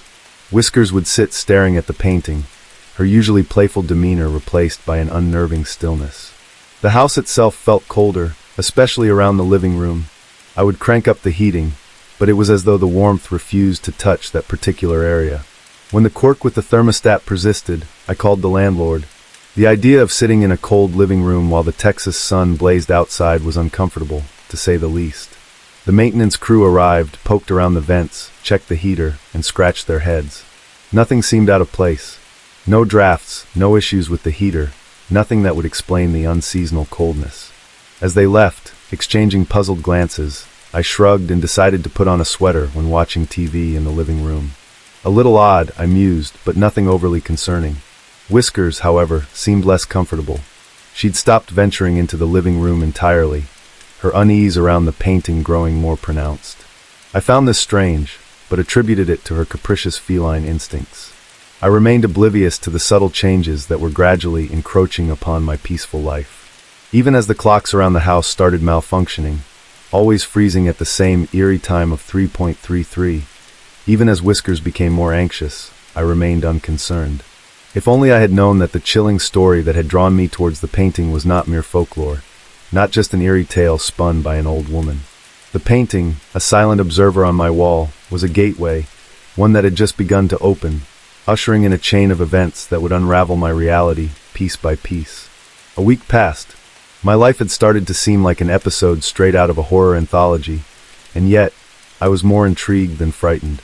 The constant chill in my living room, the bizarre behavior of my cat, and the weird ticking of the clocks had started to feel like an adrenaline rush, pushing the boundaries of my fascination with the supernatural. It was a particularly gloomy night. A heavy storm had rolled in, the thunderstorm providing a perfectly eerie background score. I had just settled down on my couch for a movie marathon, the creepy painting keeping me company. Halfway through a classic horror film, the TV abruptly turned to static, the sharp white noise slicing through the room. Then, without any warning, it shut off completely. In the blank screen, I caught a glimpse of my reflection, but there was something else, something that didn't belong. A silhouette, a vague shape of a woman in a dress, appeared in the reflection behind me. A cold shiver ran down my spine as I turned around swiftly, expecting to face an intruder, but there was nothing. The living room was empty except for the regular furniture and the chilling painting hanging on the wall. My heart pounded in my chest. I searched the house, going from room to room, every creak and thump amplified by my heightened senses, but there was nothing amiss, nothing out of place, except the uneasy stillness that hung in the air.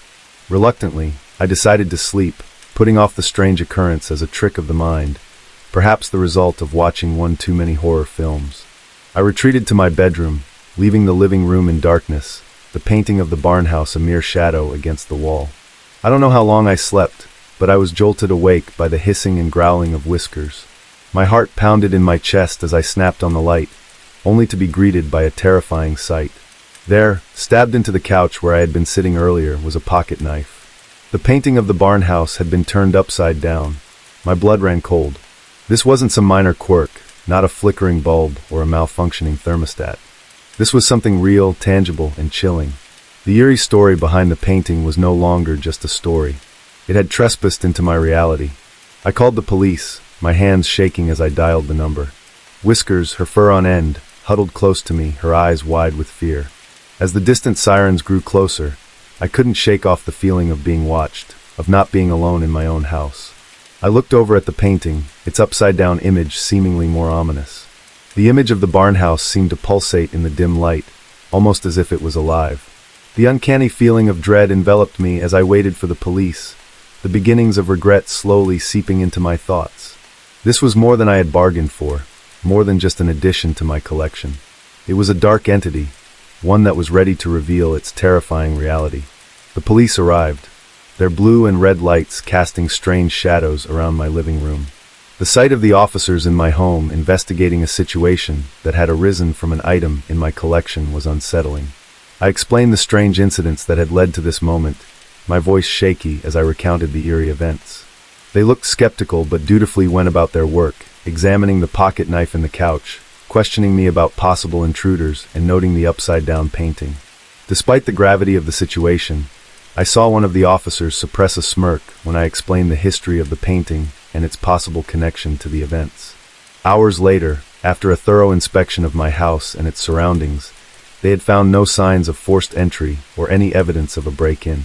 Their final assessment was that Whiskers must have somehow caused the commotion, a theory that I found ridiculous. Yet without any other logical explanation, they advised me to keep an eye out for further disturbances and to call them if anything else happened. The officer's departure left me feeling a strange combination of relief and frustration. Their lack of belief was infuriating, yet it was comforting to have rational minds dismiss the eerie occurrences as mere coincidence. Over the next few days, things spiraled further out of control.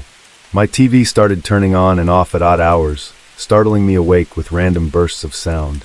Whiskers had become exceedingly jittery and refused to set foot in the living room. The chill in the house was more pronounced, and the unexplainable incidents more frequent. My initial fascination was giving way to a creeping sense of dread. It was becoming increasingly clear that the painting was more than just a piece of art with a tragic backstory.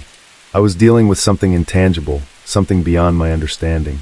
There were nights when I woke up, feeling the distinct chill of the living room seeping into my bedroom. More than once I heard strange sounds, like whispers in a language I couldn't understand. On one particularly terrifying occasion, I woke up to the painting missing from the living room, only to find it back on the wall in the morning. This wasn't what I had signed up for. My interest in the supernatural was meant to be thrilling, not terrifying. Yet here I was, stuck in a situation straight out of a horror novel, living with a haunted painting and a terrified cat. The painting had stopped being a piece of art. It had become a source of fear, a gateway to the other side, or perhaps a curse that was slowly claiming my home. The realization hit me hard, the gravity of the situation sinking in. This was not just about an unusual piece in my collection anymore. It was about my sanity, my safety, and the increasingly threatening presence that I had unknowingly invited into my home. With every passing day, my fear grew. The once familiar confines of my home, now tainted with a sinister presence. Sleep eluded me, my dreams invaded by images of the barn house, each more disturbing than the last. The terror-stricken cries of Whiskers often echoed through the house, sending shivers down my spine. One evening, after yet another terrifying encounter, I decided it was time to end this. The haunted painting needed to go.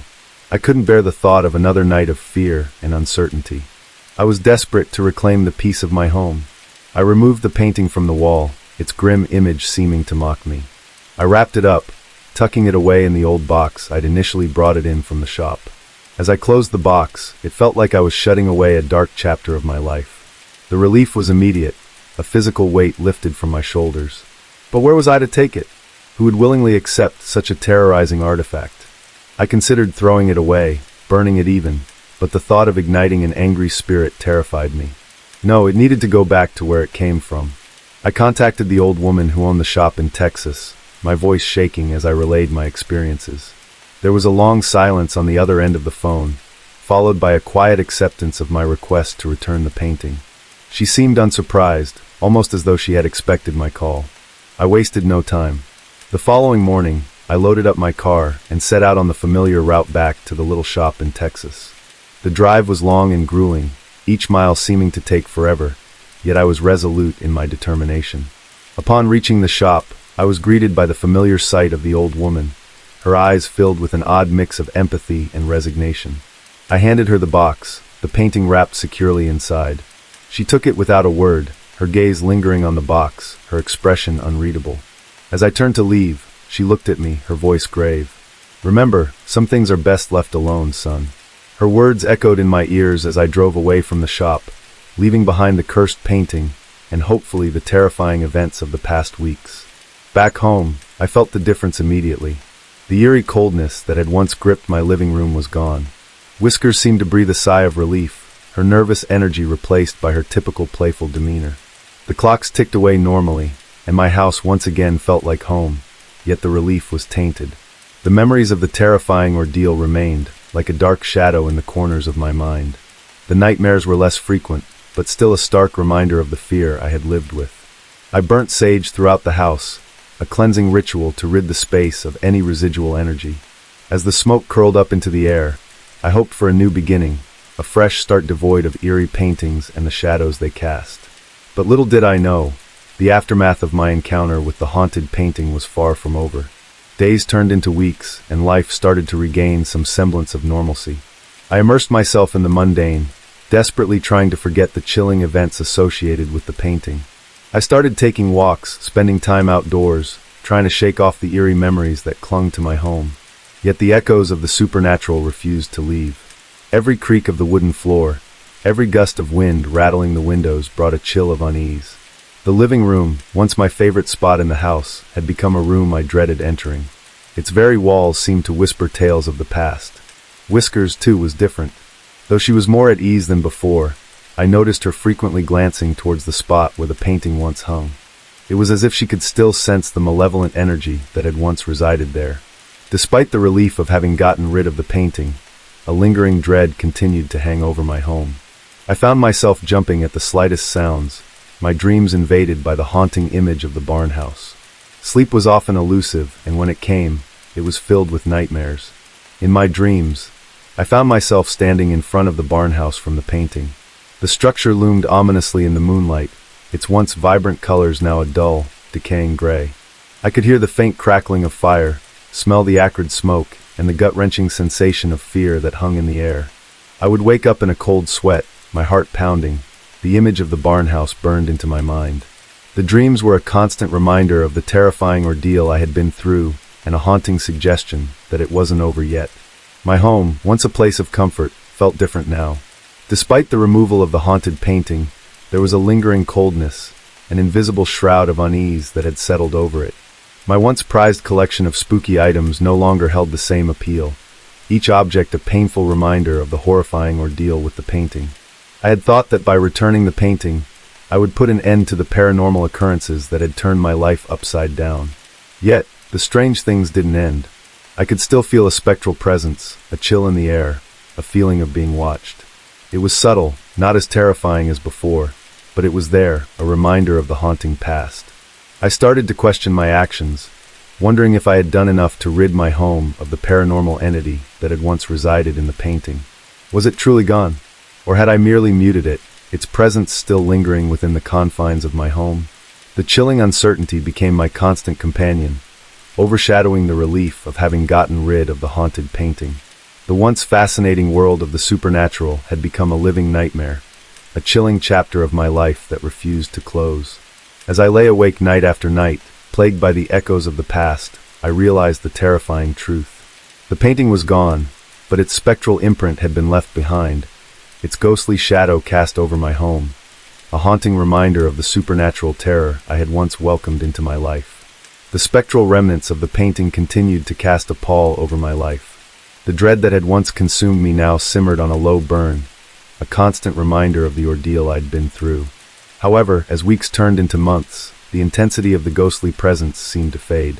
In the silence of my home, I still felt whispers of the past, traces of an energy that had once held me captive. My dreams were less frequent, but the image of the barn house still haunted me, the flames dancing in my subconscious. Yet, I noticed that with each passing day, my fear was gradually being replaced by a sense of melancholic acceptance. I started spending more time in the living room, reclaiming the space that had been tainted by fear. I began to rearrange the furniture, fill the room with new art, and most importantly, the wall where the painting had once hung was now adorned with a vibrant landscape, a stark contrast to the eerie barn house. Whiskers seemed to sense the change, too. She gradually returned to her old self, her attention shifting from the wall to the numerous balls of yarn I'd scattered around for her. There was still an occasional moment of tenseness, a flicker in her eyes that reminded me of our shared trauma, but those moments were fewer and far between. My collection of spooky items was stored away, their presence a painful reminder of the ordeal. Instead, my interest shifted towards artifacts that offered comfort and warmth, things that reminded me of the beautiful aspects of life, rather than the eerie and uncanny. Every so often, I would find myself standing in front of the landscape painting, my gaze locked onto the serene depiction of nature. I'd remember the haunted painting, the terror it had instilled, and the silence that had followed its removal. It was a poignant reminder of the ordeal, a testimony of the fear I had overcome. The burning of sage became a regular ritual. The earthy aroma filled my home, seeming to cleanse it of its painful past and imbue it with a sense of calm. It was a therapeutic practice, one that allowed me to assert my control over my home, to declare it a place of peace, free from the influence of the supernatural. As time passed, the remnants of the supernatural faded further into the background. My home started to feel like a sanctuary again, the ghostly whispers reducing to faint echoes. My nights were still occasionally plagued by nightmares, but they too were less intense, less terrifying. The calm was slow and gradual, but it was there. It was in the peaceful purring of whiskers, the normal ticking of the clocks, and the comforting warmth of my living room. It was a calm that came after a storm, a tranquility that followed chaos, a peace that came with the understanding that the haunted painting, while gone, had left an indelible mark on my life. Life was getting back to normal. The past was fading into a dark memory. Yet the shadow of the haunted painting, though faint, remained a constant in my life. It served as a reminder, a cautionary tale of my brush with the supernatural, a testament to the fact that some things, indeed, were best left alone. With each passing day, the normalcy that had gradually crept back into my life took firmer root. I went about my days, finding comfort in the familiar rhythms of life. Whisker's playful antics, the comforting aroma of my morning coffee, even the mundane task of sorting through emails, everything seemed to serve as a gentle reassurance that I was moving on from the ghastly chapter of my life. Yet, there were nights when the calm was punctuated by terrifying nightmares, vivid and visceral, each one an echo of the past. I would wake up gasping, the memory of the burning barn house fresh in my mind, the sense of fear, though lessened, lingered, a ghost of what it once was. One particular nightmare stands out. I was standing in front of the burning barn house, the crackle of the flames deafening in the stillness of the night. A woman in a dress appeared out of nowhere, her figure glowing in the inferno's light. She pointed towards the painting, a pleading look in her eyes. As I reached out to her, I woke up, my heart pounding in my chest. That morning, as I sat with a cup of coffee, I reflected on the dream. Something about it felt different, more profound. It felt less like a nightmare and more like a farewell. It was as if the spirit associated with the painting had come to say goodbye, to finally sever the connection that had been formed when I brought the painting into my home. In the weeks that followed, the nightmare ceased completely. The phantom coldness that had once shrouded my living room lifted, replaced by a warmth that felt comforting. The sense of unease that I had come to associate with my home was replaced by a peace that felt genuine and lasting. The cat, too, seemed more at ease. Whiskers no longer glanced warily at the wall where the haunted painting had once hung. Her behavior was reminiscent of the time before the painting, when she was just a regular cat with a penchant for yarn balls and sunlit window sills. The landscape painting on my wall became a symbol of the new chapter of my life. It represented the transition from a life plagued by supernatural dread to one filled with normalcy and peace. It was a reminder that while the past was a part of me, it did not define me. I had journeyed through a terrifying encounter with the supernatural, experienced fear and desperation, and emerged stronger. The echoes of the past were now just that, echoes. The lingering dread had faded, replaced by a sense of resilience. In this newfound calm, I found the strength to face my fears, to come to terms with my past, and to embrace the promise of a brighter future. The haunted painting was now just a dark chapter in the story of my life, one that I had successfully navigated. My home was my sanctuary again, a place where I felt safe and at peace. In the end, the nightmare had ended, the shadows had retreated, and all that was left was a man and his cat, living their life in their peaceful abode, with the knowledge that they had faced the worst and come out the other side. In its place, they found a new appreciation for the normalcy and a renewed love for their home. And in that, they found their happy ending. A year had passed since I had rid my home of the haunted painting. It had been a year of healing, of rediscovering the joy of a life unburdened by supernatural dread.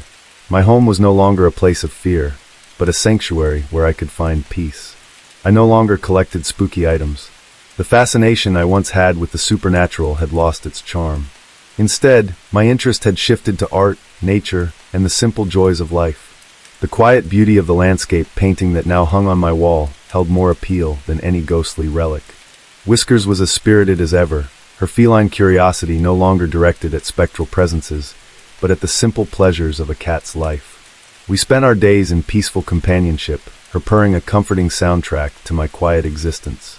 I found myself appreciating the smaller things, the aspects of life I had once overlooked, the warmth of the sun on my skin, the sound of birdsong from outside the window, the rich aroma of freshly brewed coffee. Each was a reminder of the calm, normal life I had reclaimed. The memories of the haunted painting and the fear it had instilled were still there, but they no longer held the power to terrify me. They were a part of my past, a chapter of my life that had been dark and frightening, but was now over. Occasionally I'd find my gaze drawn to the wall where the painting had once hung. The landscape painting that now adorned it was vibrant and alive, a stark contrast to the eerie stillness of the barn house. I'd remember the fear, the sense of dread, and then I'd look around my home at the peace I had found and feel a sense of quiet satisfaction. I had faced the worst, been gripped by fear, but I had survived. I had taken back control, reclaimed my home, and found a new lease on life. I was no longer James, the man with the haunted painting, but simply James, a man with an appreciation for the peace of normal life. At night, I would lie in bed, whiskers purring softly at my feet, and listen to the familiar sounds of my home. The ticking of the clocks was no longer a chilling reminder of supernatural dread, but a comforting rhythm in the silence. I'd often fall asleep with a smile on my face, grateful for the peace that had returned to my life. My dreams were no longer haunted by burning barn houses or spectral women. Instead, they were filled with sunlight, nature, and the simple pleasures of life. In the end, my encounter with the supernatural had taught me a valuable lesson. Some things are better left alone. The world of the supernatural, with its allure and mystery, also held a darkness that was terrifying and real. I had sought it out, been drawn into its depths, and had barely escaped. Now I was content to live my life in the realm of the normal, away from the shadows of the supernatural. I had found my peace, my normalcy, and most importantly, I had found a new appreciation for the simple, beautiful things in life. I had survived the haunted painting, and in doing so, had discovered a new, peaceful chapter of my life. And that was more than enough for me. Every small town has its stories. Whispers of the unexplainable and the eerie tend to float around, but not in my town. We were the poster image of normalcy, until that night, when my sense of reality was thoroughly jumbled. I remember it was a quiet evening. The clock had struck 9, the crickets were humming their night song, and the sky was a blanket of deep velvet speckled with stars. I was sitting on my back porch, the cool wind carrying the scent of damp earth, a byproduct of the evening's light rain. It was just another night in suburban tranquility, or so it seemed. That's when I saw it, an odd flicker of light. It caught my peripheral vision, just a quick dash against the starry backdrop. Startled, I turned, squinting into the darkness. At first I dismissed it, assuming my eyes were playing tricks on me. But then it appeared again more prominently. This time it was undeniably real, an ethereal dance of lights, moving in the sky with a sort of orchestrated chaos. It dashed across the sky, defying logic and laws of gravity with its sharp turns and high-speed maneuvers. I remember blinking hard, rubbing my eyes, trying to shake off the spectacle as some visual delusion. Yet, it persisted. Intrigue soon replaced my initial shock. I found myself drawn towards this enigma, watching it for what seemed like hours. It performed a ballet of sorts, the lights twisting and turning at impossible angles. The spectacle was both beautiful and disconcerting, shattering my small-town tranquility with something completely foreign, completely alien. Every fiber of my being told me that I was witnessing something extraordinary. The lights were not of this world. They had a strange rhythm, a peculiar hum that I could feel resonating within me. It wasn't a plane, wasn't a helicopter, and certainly not a drone. I've seen those, and they don't move like that. No, this was different, otherworldly. After an hour or so, it disappeared as suddenly as it had appeared, leaving me in a state of bewildered awe. I stood there, frozen on my porch, staring into the now empty sky where the strange lights had danced just moments ago. Questions swarmed my mind like bees to a hive. What was it? Why was it here? Could it be? I shook my head, laughing off the ludicrous idea taking root in my mind. UFOs? Aliens? That was the stuff of movies and conspiracy theories, not of my quiet life. Yet, as I turned to head back inside, I felt a chill run down my spine.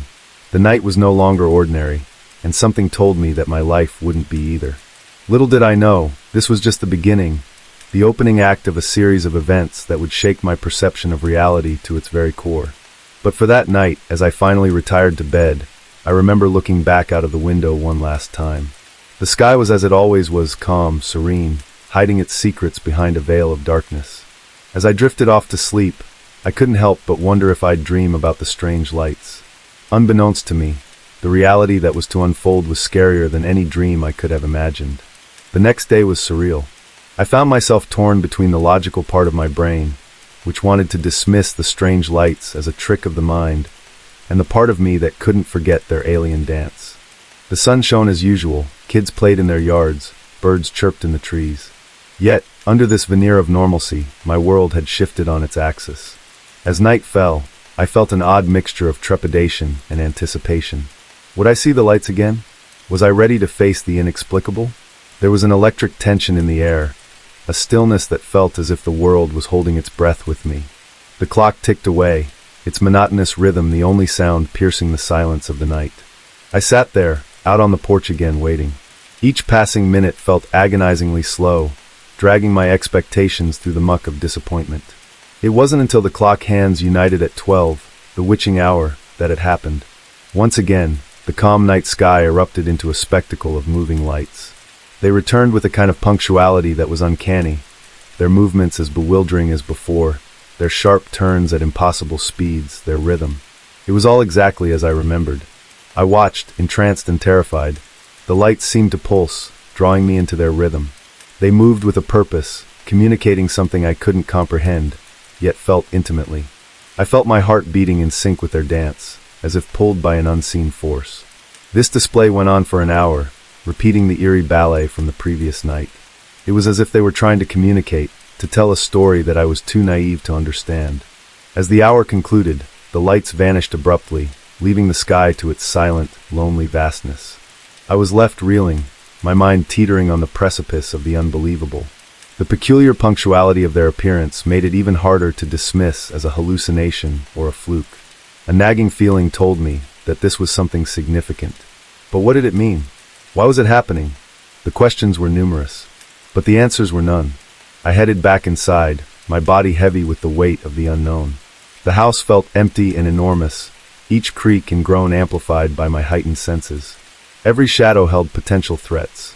Every silence screamed louder than noise. I felt a strange sense of vulnerability, like I was a part of something much bigger than myself, and infinitely more frightening. As I lay in bed that night, the darkness felt more profound. Every tick of the clock echoed through the silence, marking the relentless march of time towards another midnight. A part of me wanted the lights to be a mere figment of my imagination, a trick of the light, or a temporary madness. But another part, the part that felt touched by their extraterrestrial grace, yearned for their return. I closed my eyes, but sleep was elusive. The dance of the lights played on the insides of my eyelids, drawing patterns of the unknown. Little did I know that the coming nights were about to plunge me into a darkness far more profound, into a reality far stranger than these midnight dances in the sky. The third day arrived with an uncanny sense of normalcy. The sun was out, casting long shadows as the town awoke to another day. It felt oddly mundane in the light of the bizarre phenomena I had been witnessing. Even as I went through the motions of my daily routine, I couldn't shake off the undercurrent of anxiety and expectation, a suspense that hung in the air, unspoken. Daylight waned, and dusk painted the sky in hues of orange and purple, hinting at the impending night. I waited, my heart pounding against my ribcage, as if trying to break free. An unsettling cocktail of dread and anticipation was brewing in my gut. I positioned myself on the porch as I had for the past 2 nights, eyes glued to the heavens. Minutes turned into hours, and the sky turned from twilight blue to the deep black of night. The world was silent around me, save for the occasional hoot of an owl or the rustle of wind through the trees. Yet, as the clock struck midnight, there was nothing. No swirling lights, no celestial ballet. The sky remained just that, a sky. The lack of activity felt anticlimactic, like the silence after a riveting symphony. The void left by the lights was deafening, filled with a plethora of unanswered questions. I found myself staring at the empty space where they should have been, a strange sense of loss washing over me. An entire night passed, the moon making its journey across the starlit canvas, but there was no sign of the lights. The absence was more bewildering than their presence had ever been. The question echoed in my mind, what happened? With the arrival of dawn, I found myself grappling with a fresh wave of confusion. The lights had become a constant over the last 2 days, an extraordinary part of my otherwise ordinary life. Their sudden disappearance left me feeling disoriented. Doubts began to creep in, whispering insidiously at the back of my mind. Was it all just a dream? An elaborate hallucination? Was my mind playing tricks on me? Yet I knew what I had seen. I had witnessed it not once, but twice. It was as real as the earth beneath my feet or the stars above my head. I couldn't have imagined it all. Days turned into nights, and nights into days, yet there was no sign of the mysterious lights. Each night I found myself on the porch, searching the sky for any signs, but was met only with the ordinary spectacle of the night sky. Even as a sense of normalcy returned to my life, I couldn't forget. The memory of the lights, their uncanny movements, their midnight appearances, all lingered like a specter, refusing to be banished. The experience had marked me, leaving an indelible imprint that was hard to ignore. As I prepared for another ordinary night, I couldn't shake off the feeling that the calm was deceptive, a precursor to a storm. Little did I know how right I was. The storm was coming, and it was more terrifying than anything I could have imagined. The events of the past few days had left me in a state of constant vigilance. Even when everything appeared ordinary, I had spent the subsequent nights in an anxious anticipation, eyes peeled on the sky, waiting for the mysterious lights to make their return. But they didn't. Instead, the nights were eerily normal, devoid of any otherworldly spectacle. One night, as I was about to retreat to the deceptive comfort of my bed, it happened. The silence of the night was shattered by a sudden commotion on the roof. It sounded like footsteps, a hurried, frantic pacing that made my heart lurch in my chest. I stood frozen, my ears straining to catch any hint of the sounds. They were distinct, not something you'd mistake for the house settling or the wind blowing. It was as if someone or something was walking on the roof. Just as I was trying to make sense of it, another sound pierced the silence, a distinct scratching at my back door. It was like nails on a chalkboard, making me cringe in discomfort.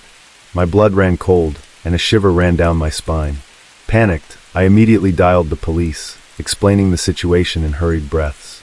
The dispatcher assured me that a patrol car was on its way, urging me to stay on the line and keep myself safe. With the phone clenched tightly in my hand, I locked all the doors and windows, casting nervous glances towards the back door. The minutes stretched out like hours as I waited for the police to arrive. The sounds continued intermittently, serving as a chilling reminder of the unidentified presence at my home.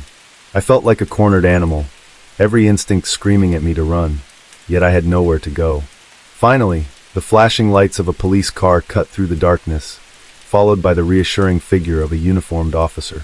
I hurried to open the front door, relief washing over me. The sounds had ceased by then, leaving nothing but a chilling silence.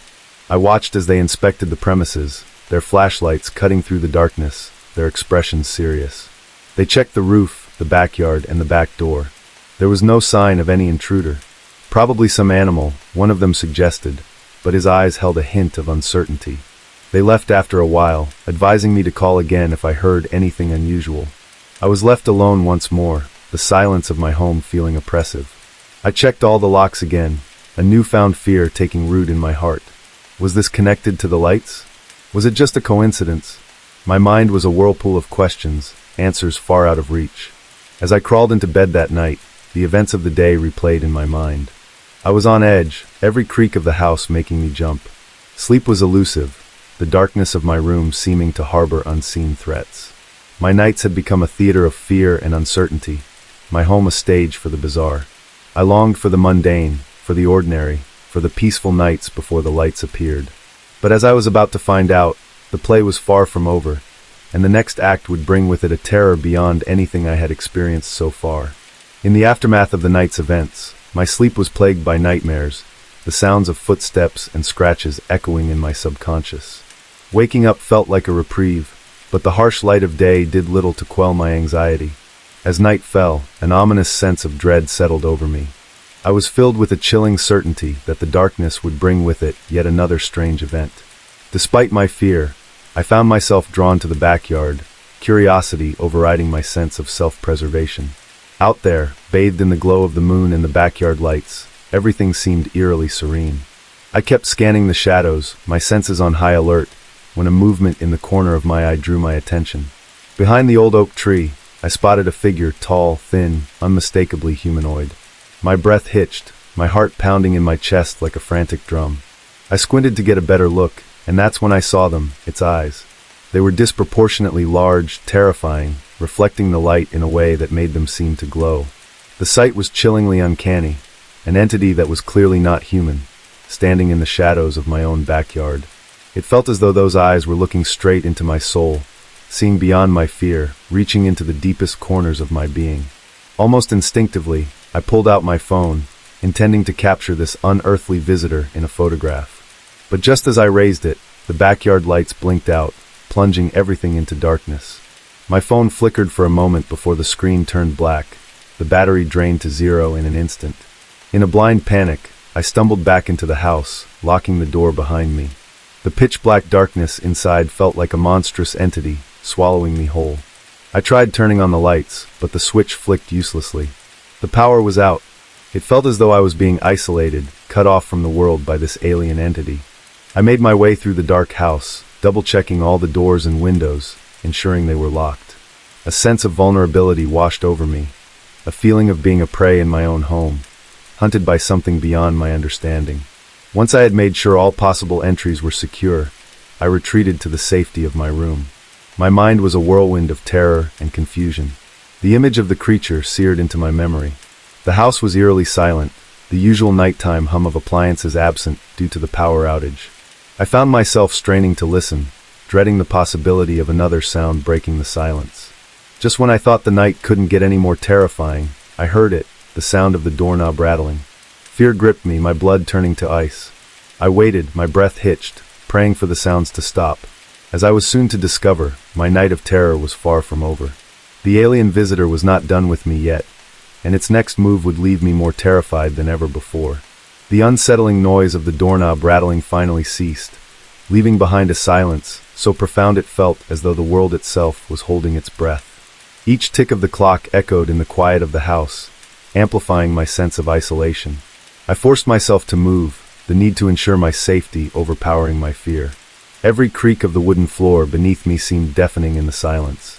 I checked each room, a creeping dread uncoiling in my stomach as I peered into the shadows, half expecting to see the creature lurking there. Finding nothing, I started towards the back of the house, the image of the humanoid figure from the backyard still vivid in my mind. I reached the kitchen, its windows providing a clear view of the backyard and the old oak tree. I dared a glance outside, praying for it to be empty, but it wasn't. The figure was there, standing behind the window, its terrifying eyes staring straight back at me. I froze, my heart hammering against my ribs, my breath hitching in my throat. It was real, unmistakably, horrifyingly real. Before I could react, a loud booming sound echoed from the backyard, making the house shake. The figure vanished from the window, leaving behind a chilling emptiness. The sudden disappearance was as terrifying as its presence. Shaking, I dared another look out the window. In the distance, behind the trees, a bright light descended. It was so blinding I had to shield my eyes. My mind immediately conjured the image of the strange lights I had seen in the sky just nights before. The connection was unmistakable. Then, as suddenly as it had appeared, the light shot back into the sky, disappearing from view. I watched, awestruck, as it bolted into the stars, leaving behind an ordinary night sky. A sense of disbelief washed over me. Had I really seen what I thought I saw? Just as I was grappling with my reality, the lights in the house flickered back to life, the appliances humming back into operation. My phone beeped back to life, the battery fully charged. The return to normalcy felt jarring, a stark contrast to the otherworldly events of the night. I found myself standing in the middle of my kitchen, questioning my sanity. Was I dreaming? Was I hallucinating? But I knew deep down that what I had witnessed was real. I considered calling the police again, but I hesitated. What could I tell them? That I saw a UFO? A humanoid creature with terrifying eyes? I could already hear their disbelief, could already see their skeptical faces. They wouldn't believe me. I hardly believed it myself. So I did nothing. I locked all the doors and windows again, crawled into bed, but sleep was far from my grasp. My mind was a jumbled mess, filled with too many questions and no answers. Little did I know my ordeal was not over. The strange events had only just begun, and they were about to take an even more horrifying turn. The nightmare I was living was about to intensify, threatening my sanity and everything I held to be true.